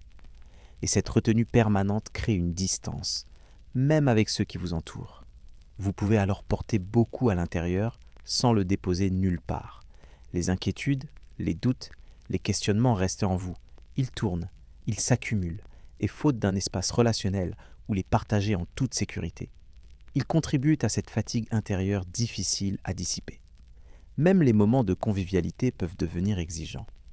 Il faut être présentable, intéressant, disponible. Il faut suivre le rythme, répondre, sourire. Ces gestes sociaux, bien que souvent agréables, demandent de l'énergie lorsqu'ils ne sont pas soutenus par un sentiment de connexion réelle. Vous donnez, mais vous recevez peu en retour. La solitude au milieu de la foule est l'un des paradoxes les plus épuisants de la vie moderne. Elle prive l'être humain d'un de ses soutiens les plus anciens. Le sentiment d'appartenir à un groupe où l'on peut être soi-même sans effort. Sans ce soutien, l'individu doit porter seul ce qui autrefois était partagé. Et cette charge, même lorsqu'elle est invisible, pèse lourd. Elle alourdit les pensées, fragilise l'énergie, accentue la fatigue. Car l'être humain n'est pas fait pour avancer seul au milieu des autres. Il est fait pour marcher avec, pour s'appuyer, pour se reconnaître. Lorsque ce besoin fondamental n'est pas pleinement satisfait, le corps et l'esprit le signalent à leur manière, par une lassitude profonde, par un besoin de retrait, par une fatigue qui ne s'explique pas uniquement par ce que vous faites, mais par ce que vous vivez intérieurement. Avec le temps, cette solitude discrète peut s'installer comme un paysage familier. Elle ne surprend plus vraiment. Elle devient une toile de fond sur laquelle se déroulent les journées. Vous continuez à voir du monde, à échanger, à participer, et pourtant une impression persiste, celle de rester en surface, de ne jamais tout à fait déposer ce que vous portez à l'intérieur. Cette solitude ne signifie pas forcément que vous manquez de relations. Elle signifie souvent que les espaces de sécurité émotionnelle se sont réduits. Des espaces où l'on peut parler sans se corriger, où l'on peut se taire sans malaise, où la présence de l'autre suffit, sans avoir besoin de se montrer performant, intéressant ou utile. Ces espaces demandent du temps, de la constance, de la lenteur, des qualités devenues rares. Dans le monde moderne, les relations sont souvent soumises aux mêmes contraintes que le reste. Efficacité, disponibilité, adaptation. On se voit quand on peut. On se parle entre deux obligations. On partage des fragments de soi, mais rarement l'ensemble. Et même lorsque l'intention est sincère, le cadre limite la profondeur possible. Vous pouvez ressentir alors une fatigue émotionnelle particulière.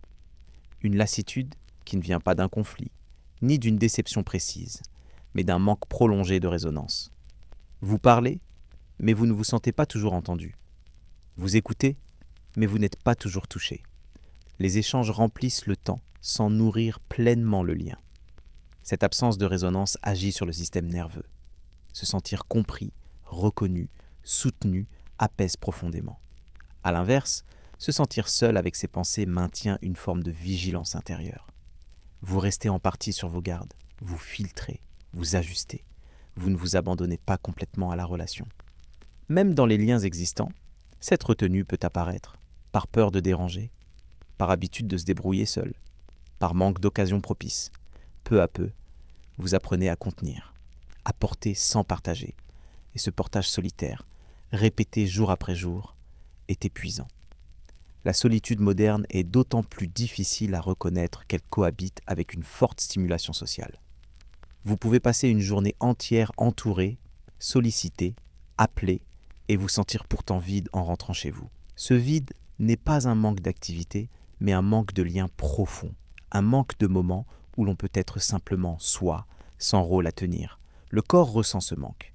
Il se manifeste parfois par une fatigue diffuse, une baisse d'énergie inexpliquée, une envie de retrait. L'esprit, lui, peut chercher à compenser par plus de distractions, plus de contenu, plus d'occupation. Mais ces compensations ne remplacent pas la chaleur d'un lien authentique. Elles occupent, mais elles ne nourrissent pas. Dans les sociétés humaines anciennes, le groupe jouait un rôle central dans la régulation émotionnelle. Les peines étaient partagées, les joies aussi. Les silences avaient leur place. Aujourd'hui, beaucoup de ces fonctions sont assumées seules. Vous devez gérer vos émotions, vos doutes, vos peurs de manière individuelle, souvent en parallèle de toutes les autres exigences de la vie. Cette responsabilité émotionnelle accrue est lourde. Elle demande de la maturité, de la vigilance, de la force intérieure. Et lorsqu'elle est exercée sans soutien suffisant, elle contribue à l'épuisement. Vous êtes fort, mais vous êtes seul à l'être. Et cette solitude de la force est l'une des plus fatigantes. Même le simple fait de se sentir interchangeable peut peser. Dans les foules anonymes, dans les grandes structures, dans les échanges rapides, vous pouvez avoir l'impression de n'être qu'un parmi d'autres. Utile, peut-être, mais peu reconnu dans votre singularité. Ce sentiment, répété, fragilise l'estime de soi et alourdit l'expérience quotidienne. Pourtant, le besoin de lien n'a pas disparu. Il est toujours là, profond, constant. Il se manifeste parfois par une nostalgie diffuse, par un désir de conversation plus lente, de présence plus stable, de relations moins conditionnelles. Ce désir n'est pas un luxe. Il est une nécessité biologique et émotionnelle. Reconnaître cette solitude n'est pas un aveu de faiblesse. C'est reconnaître une réalité du monde moderne, où les structures sociales ont changé plus vite que les besoins humains fondamentaux. Vous n'êtes pas fait pour avancer seul au milieu des autres, sans appui, sans refuge relationnel. Lorsque ce refuge manque, la fatigue s'installe plus profondément. Elle touche le cœur de l'expérience humaine, le besoin d'être relié. Et tant que ce besoin reste partiellement insatisfait, le corps et l'esprit continueront de le signaler à leur manière, par une lassitude douce mais persistante, par un besoin de retrait, par cette sensation étrange d'être entouré, et pourtant seul. Vous vivez dans un monde rarement silencieux. Même lorsque vous pensez être au calme, quelque chose persiste. Un fond sonore discret, un bourdonnement lointain, une lumière qui ne s'éteint jamais complètement.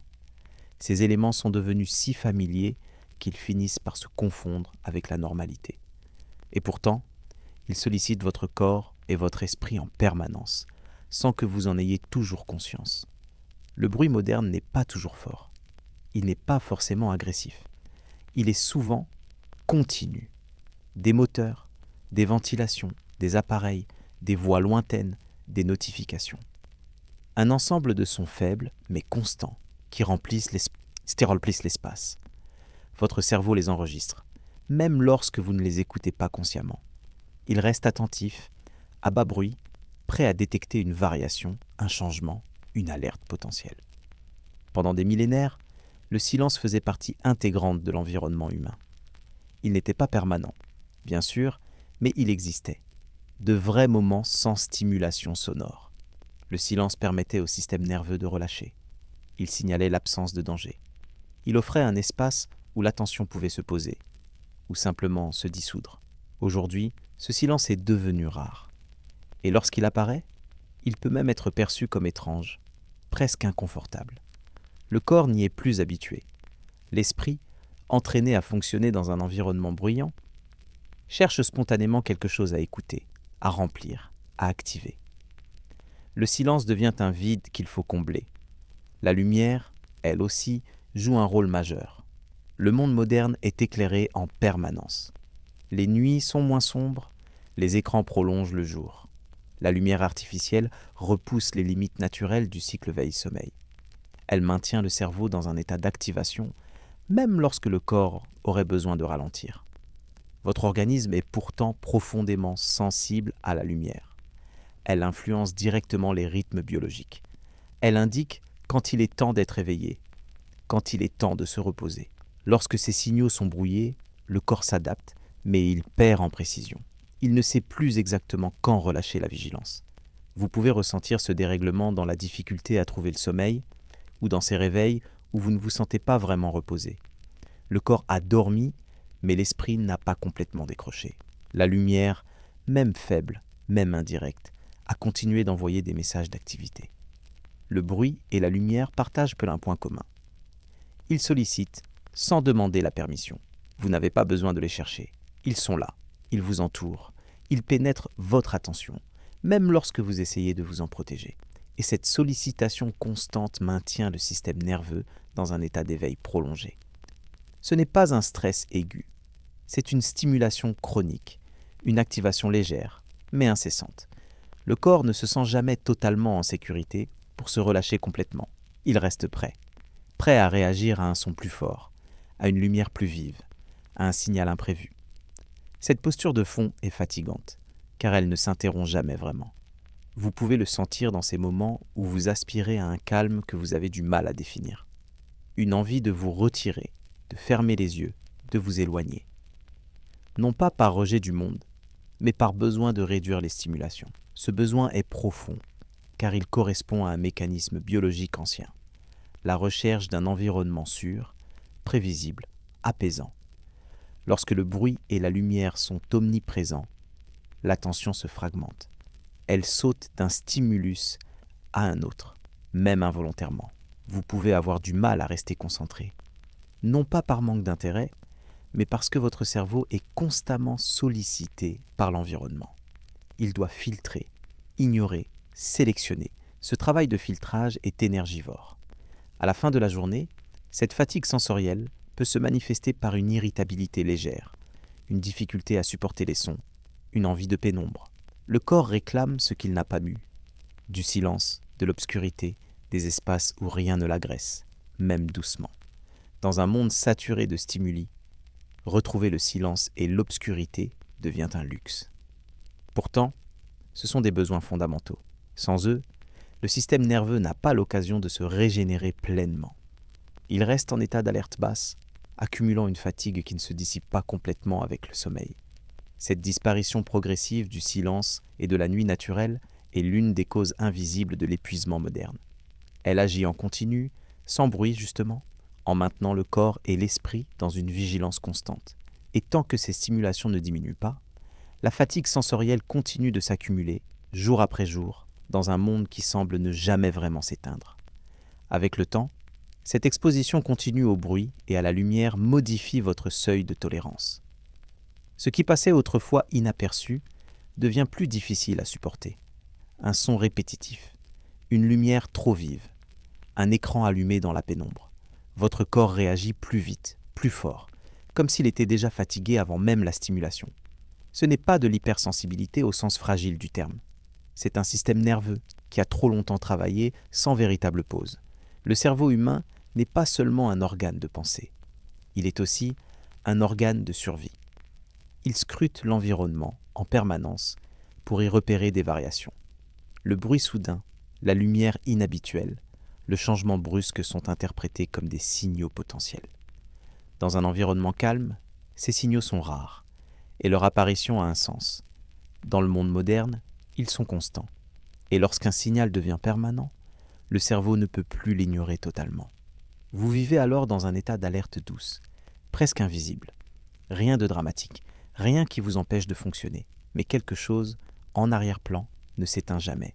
Cette alerte consomme de l'énergie, car elle mobilise des circuits profonds, anciens, qui n'ont pas été conçus pour rester actifs en continu. Ils devaient s'allumer, puis s'éteindre. Aujourd'hui, ils restent allumés, à faible intensité, jour et nuit. La nuit, justement, n'est plus ce qu'elle était. L'obscurité complète est devenue rare. Même lorsque vous fermez les volets, même lorsque vous éteignez les lampes, une lumière persiste souvent. Un halo lointain, une diode, une lueur urbaine. Ces faibles sources lumineuses suffisent parfois à perturber les mécanismes biologiques qui signalent au corps qu'il peut se relâcher complètement. Le sommeil, dans ces conditions, peut perdre en profondeur.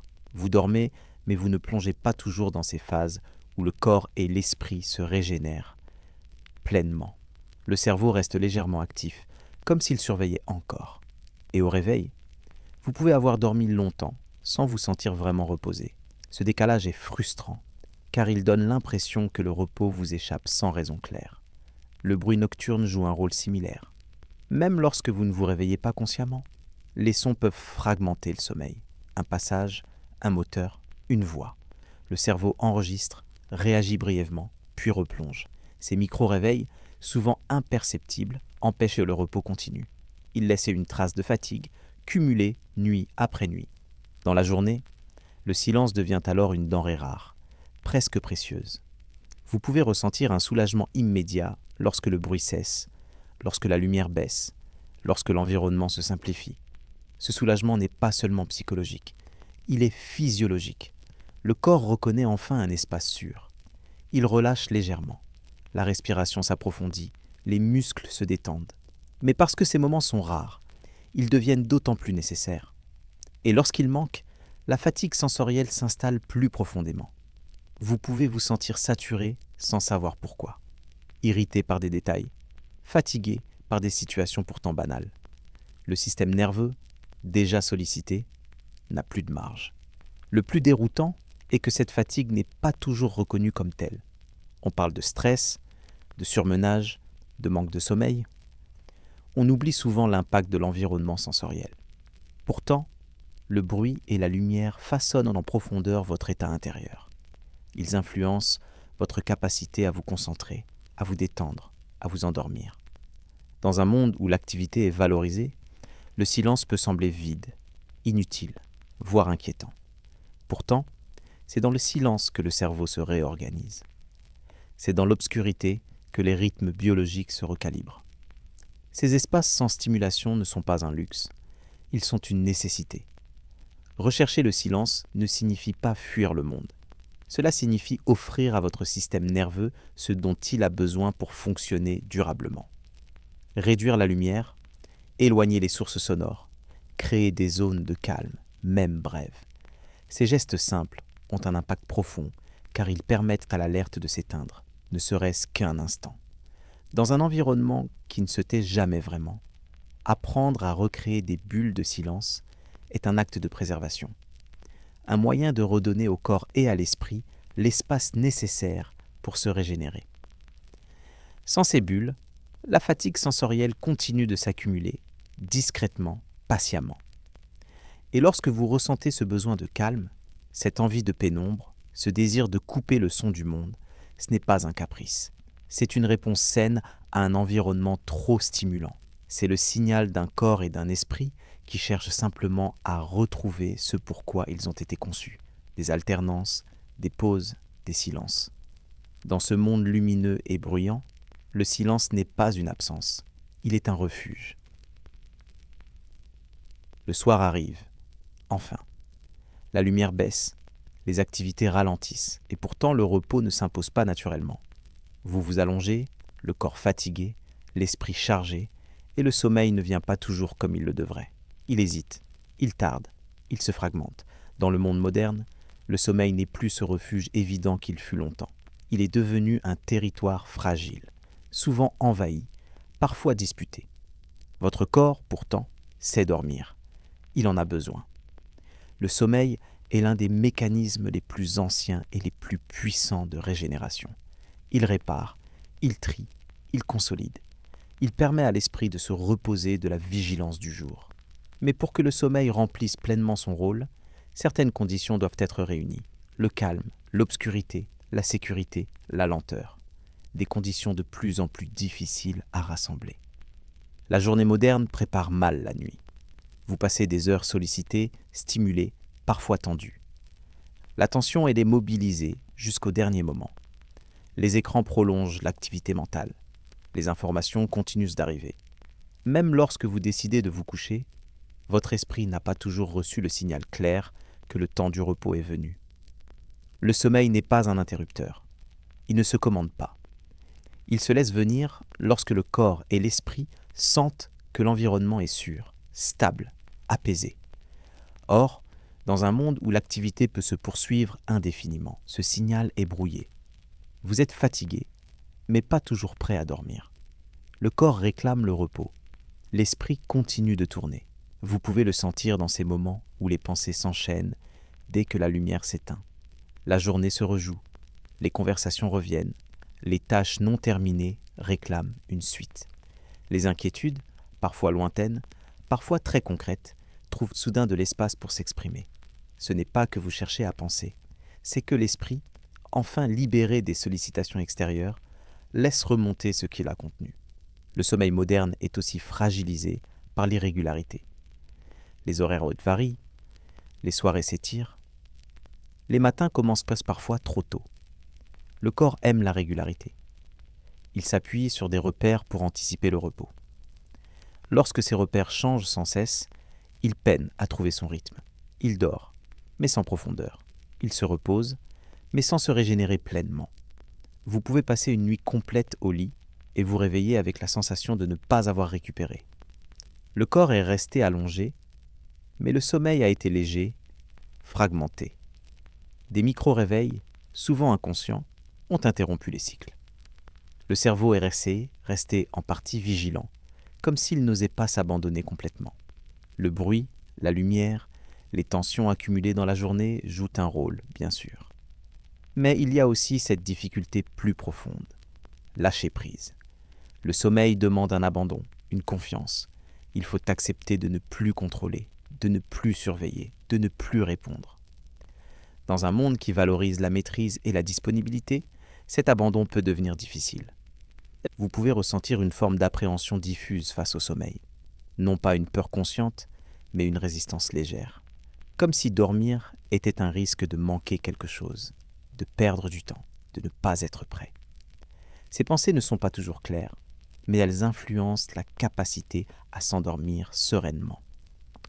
Le sommeil est aussi envahi par les attentes. Il faut bien dormir, dormir suffisamment, dormir efficacement.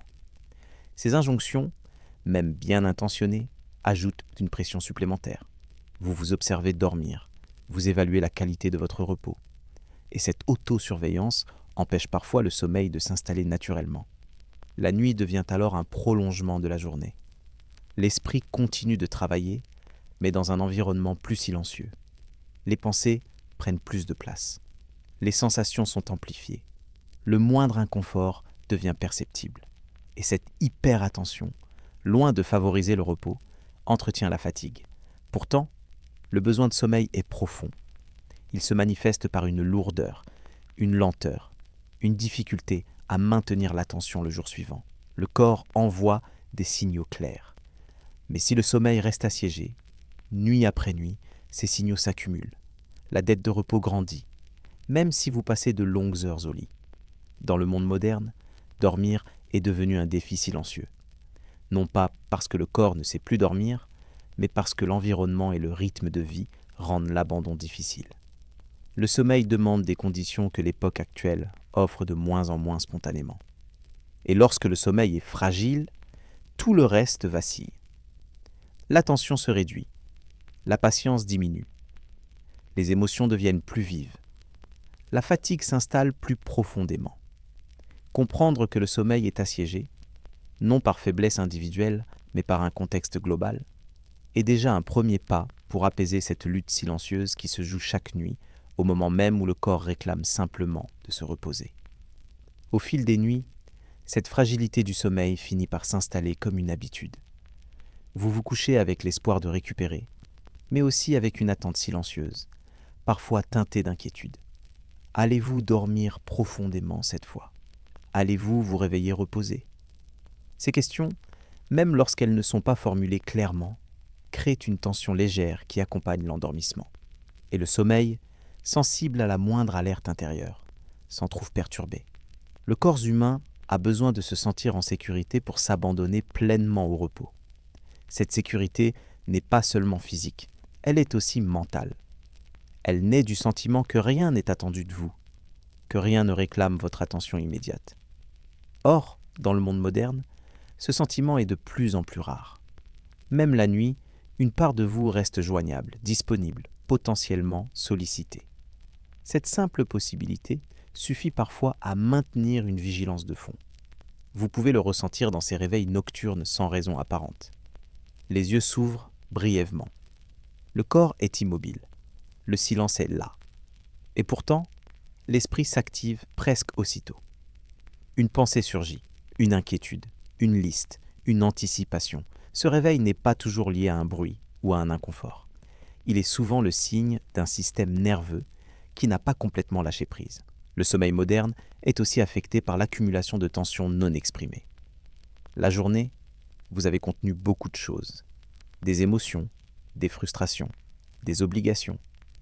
Vous avez tenu, adapté, répondu. La nuit, lorsque l'activité extérieure cesse, tout ce qui a été retenu peut remonter. L'esprit profite de ce calme relatif pour traiter ce qui n'a pas trouvé sa place plus tôt. Et ce travail nocturne, bien qu'utile, empêche parfois le repos profond. Les rêves eux-mêmes peuvent devenir plus intenses, plus agités. Ils reflètent ce trop-plein d'informations, de stimulations, de préoccupations. Le sommeil n'est pas seulement un temps de repos. Il est aussi un temps de digestion mentale. Et lorsque ce qui doit être digéré est trop abondant, le sommeil devient plus actif, moins réparateur. Vous pouvez alors vous réveiller avec la sensation étrange d'avoir dormi, mais d'avoir travaillé. Comme si la nuit n'avait pas été une pause, mais une continuation sous une autre forme. Cette impression contribue à la fatigue diurne. Le corps a manqué de ces phases de relâchement total où les systèmes peuvent se régénérer pleinement. Le manque de sommeil profond affecte progressivement l'ensemble de l'organisme.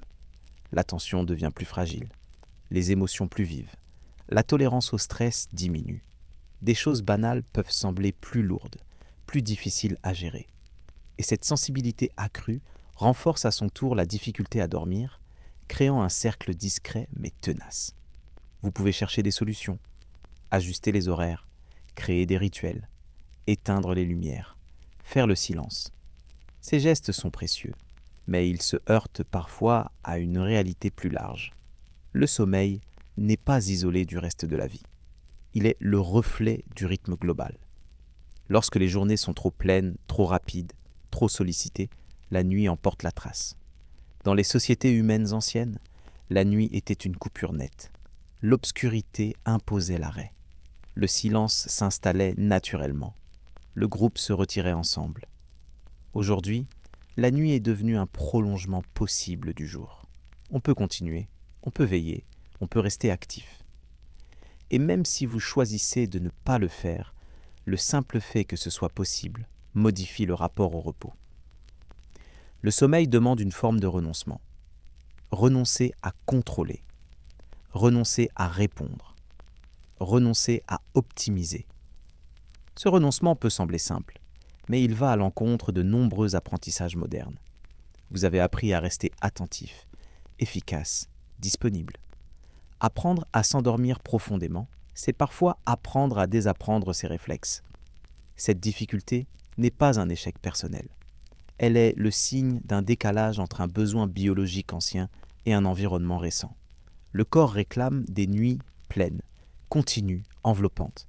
Le monde, lui, offre des nuits fragmentées, éclairées, parfois bruyantes, toujours proches de l'activité. Lorsque le sommeil est ainsi assiégé, la fatigue s'installe en profondeur. Elle ne disparaît pas complètement avec un week-end ou une nuit plus longue. Elle devient un fond constant, une lassitude douce mais persistante. Et cette fatigue influence à son tour la manière dont vous vivez vos journées, renforçant le sentiment d'épuisement global. Reconnaître cette fragilité du sommeil, c'est reconnaître que le repos n'est pas seulement une question de volonté ou d'organisation. C'est une question d'environnement, de rythme, de sécurité intérieure. Tant que ces conditions ne sont pas réunies, le sommeil reste vulnérable. Dans un monde qui sollicite sans cesse l'attention, protéger la nuit devient un enjeu essentiel. Non pas comme une performance de plus, mais comme un retour à quelque chose de fondamental. Un espace où le corps et l'esprit peuvent enfin cesser de surveiller, de répondre, de tenir. Un espace où l'on peut simplement s'abandonner. Et c'est souvent lorsque cet abandon redevient possible que la fatigue moderne commence lentement à se relâcher. Après avoir traversé ce paysage de fatigue moderne, une question demeure, silencieuse mais persistante. Comment retrouver le calme lorsque le monde semble organisé pour l'empêcher ? Cette question ne cherche pas une réponse rapide, ni une solution miracle. Elle invite plutôt à un déplacement intérieur, à une autre manière d'habiter le temps, le corps, l'attention. Retrouver le calme ne signifie pas fuir le monde, ni s'en extraire complètement. Cela signifie apprendre à y circuler autrement. Le calme n'est pas l'absence totale de bruit ou d'obligation. Il est un état intérieur, fragile mais cultivable, qui naît lorsque l'on cesse de se battre contre le rythme imposé pour retrouver le sien. Ce rythme n'est pas forcément lent en permanence. Il est surtout juste. Il respecte les alternances naturelles entre l'effort et le repos, entre l'ouverture au monde et le retrait. Vous pouvez commencer à percevoir ce calme dans de très petites choses. Un moment où vous marchez sans objectif précis. Une respiration plus ample, prise sans y penser. Un silence accepté, même bref. Ces instants ne changent pas immédiatement la structure du monde moderne, mais ils modifient votre manière de le traverser. Ils créent des poches de présence, des espaces où l'attention peut se poser. Retrouver le calme demande souvent de réapprendre à écouter le corps. Non pas pour lui imposer une discipline supplémentaire, mais pour reconnaître ses signaux. La fatigue, la lourdeur, l'irritabilité ne sont pas des ennemis. Elles sont des messages. Elles indiquent un besoin de ralentissement, de simplification, de recentrage. Lorsqu'on les ignore trop longtemps, elles s'intensifient. Lorsqu'on les écoute, elles peuvent s'adoucir. Le calme se nourrit aussi de limites. Dans un monde où tout peut continuer indéfiniment, poser une limite est un acte fondateur. Limiter les sollicitations, limiter la dispersion, limiter ce que vous laissez entrer dans votre attention. Ces limites ne sont pas des fermetures rigides. Elles sont des cadres protecteurs. Elles permettent à l'esprit de respirer. Vous pouvez ressentir une résistance intérieure face à cette idée. Comme si ralentir était un risque. Comme si s'arrêter, même brièvement, allait vous faire perdre quelque chose. Cette résistance est compréhensible. Elle est le fruit d'un apprentissage prolongé, où la valeur a souvent été associée à l'activité visible. Pourtant, l'expérience montre que le calme n'enlève rien. Il rend au contraire les choses plus claires, plus habitables. Retrouver le calme implique aussi d'accepter de ne pas tout traiter, de ne pas tout comprendre, de ne pas répondre à tout. Cette acceptation est difficile dans un environnement saturé d'informations et d'attentes. Mais elle est libératrice. Elle allège l'esprit en lui permettant de choisir plutôt que de subir. Le calme se construit dans la durée, par petites touches. Il ne s'installe pas définitivement, il se cultive. Il se perd parfois, il revient. Il ressemble davantage à une relation qu'à un état figé. Une relation à soi, au temps, au monde. Plus vous la nourrissez, plus elle devient accessible, même au cœur de l'agitation. Vous pouvez aussi redécouvrir le calme dans la lenteur volontaire. Faire une chose à la fois. Aller jusqu'au bout d'un geste. Laisser une pensée se déployer sans la couper. Ces pratiques simples vont à l'encontre de nombreux automatismes modernes, mais elles réactivent des mécanismes profonds de régulation. Elles permettent à l'attention de se rassembler. Le calme ne signifie pas l'absence d'émotion. Il peut coexister avec la joie, la tristesse, la fatigue. Il offre simplement un espace où ces émotions peuvent être ressenties sans être amplifiées par la pression extérieure. Dans cet espace, l'esprit n'est plus en lutte permanente. Il observe, il accueille, il se repose. Retrouver le calme, enfin, c'est souvent redonner une place au silence. Pas seulement le silence sonore, mais le silence intérieur.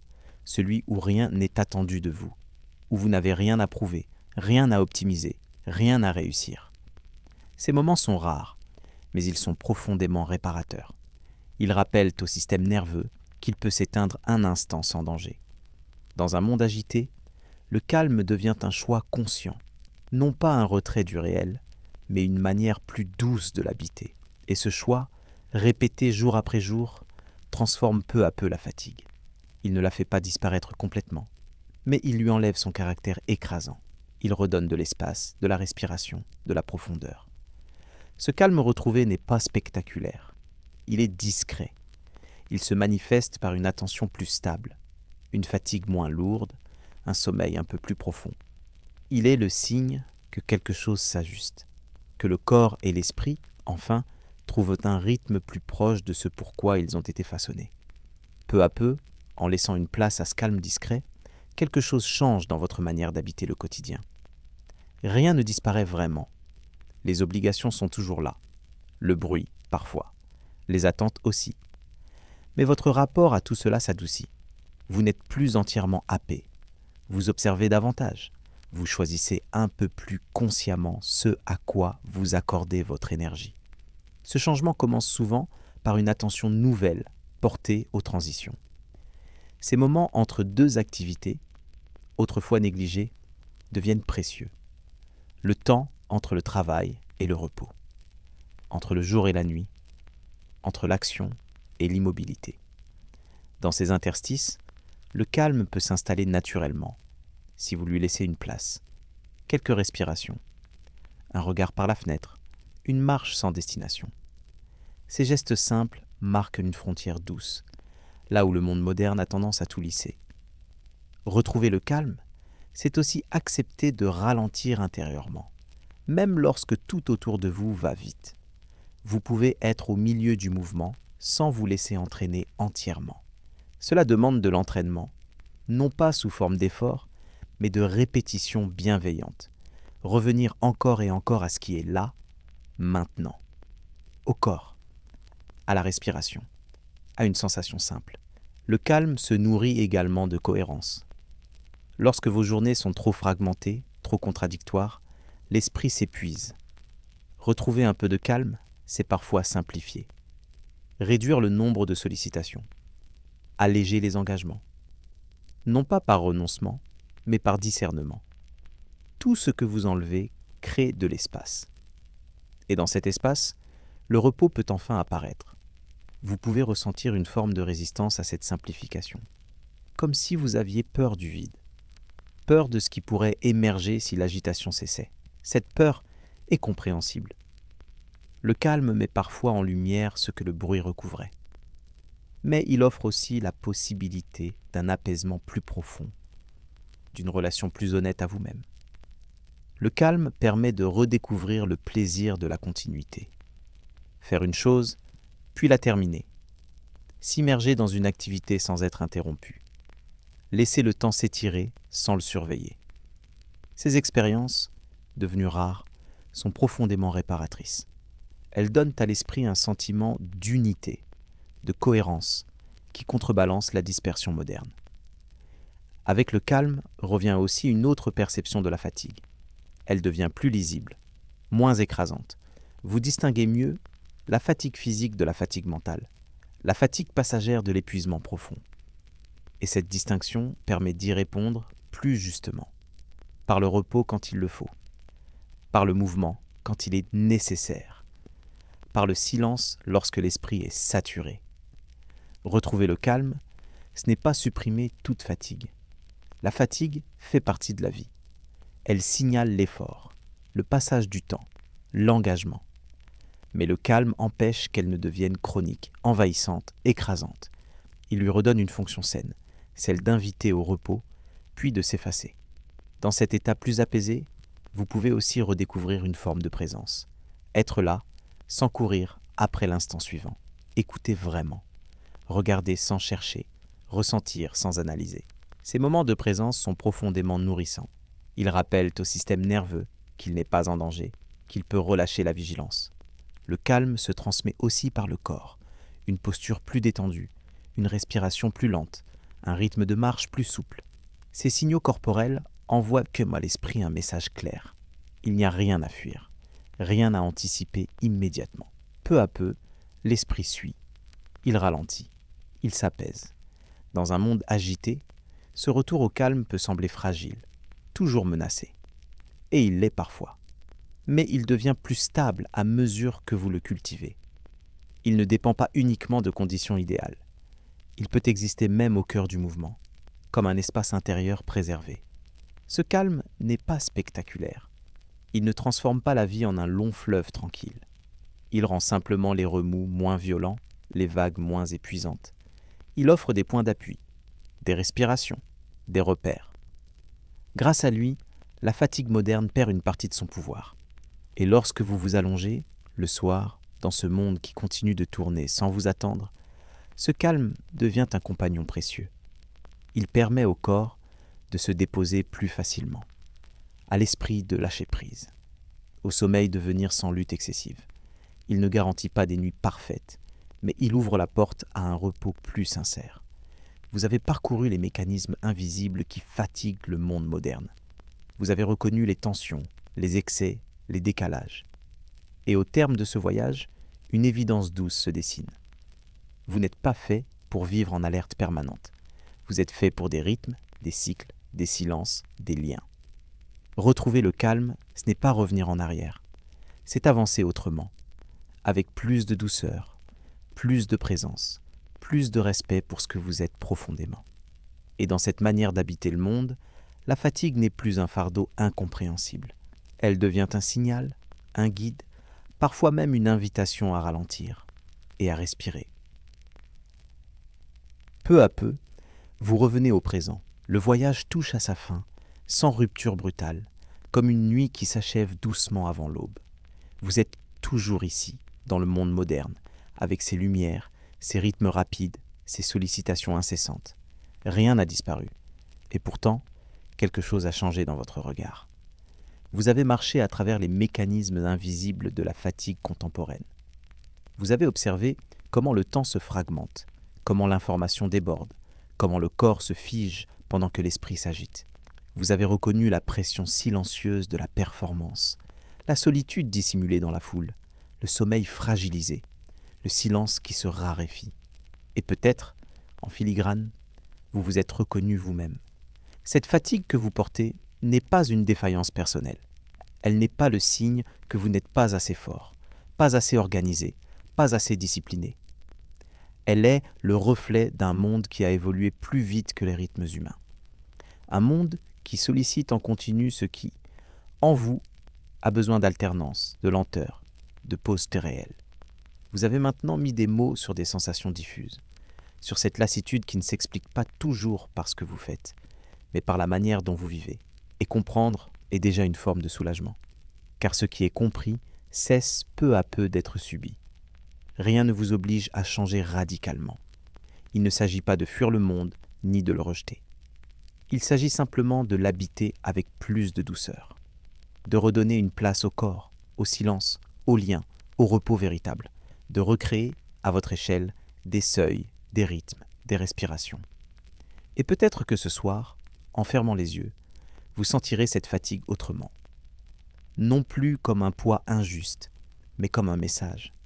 Une invitation à ralentir, à écouter, à vous accorder ce que le monde ne donne pas toujours spontanément. Vous avez maintenant marché dans les pas de l'homme moderne fatigué, mais lucide. Et vous, auriez-vous pu vivre autrement dans ce monde qui ne s'arrête jamais ? Merci d'avoir voyagé avec Histoire Cocasse. Si cette histoire vous a plu, n'oubliez pas de vous abonner à la chaîne pour ne pas manquer les prochaines nuits d'histoire, de laisser un petit commentaire pour nous dire d'où vous écoutez cette veillée, et de déposer un j'aime avant de fermer les yeux. Bonne nuit et à bientôt.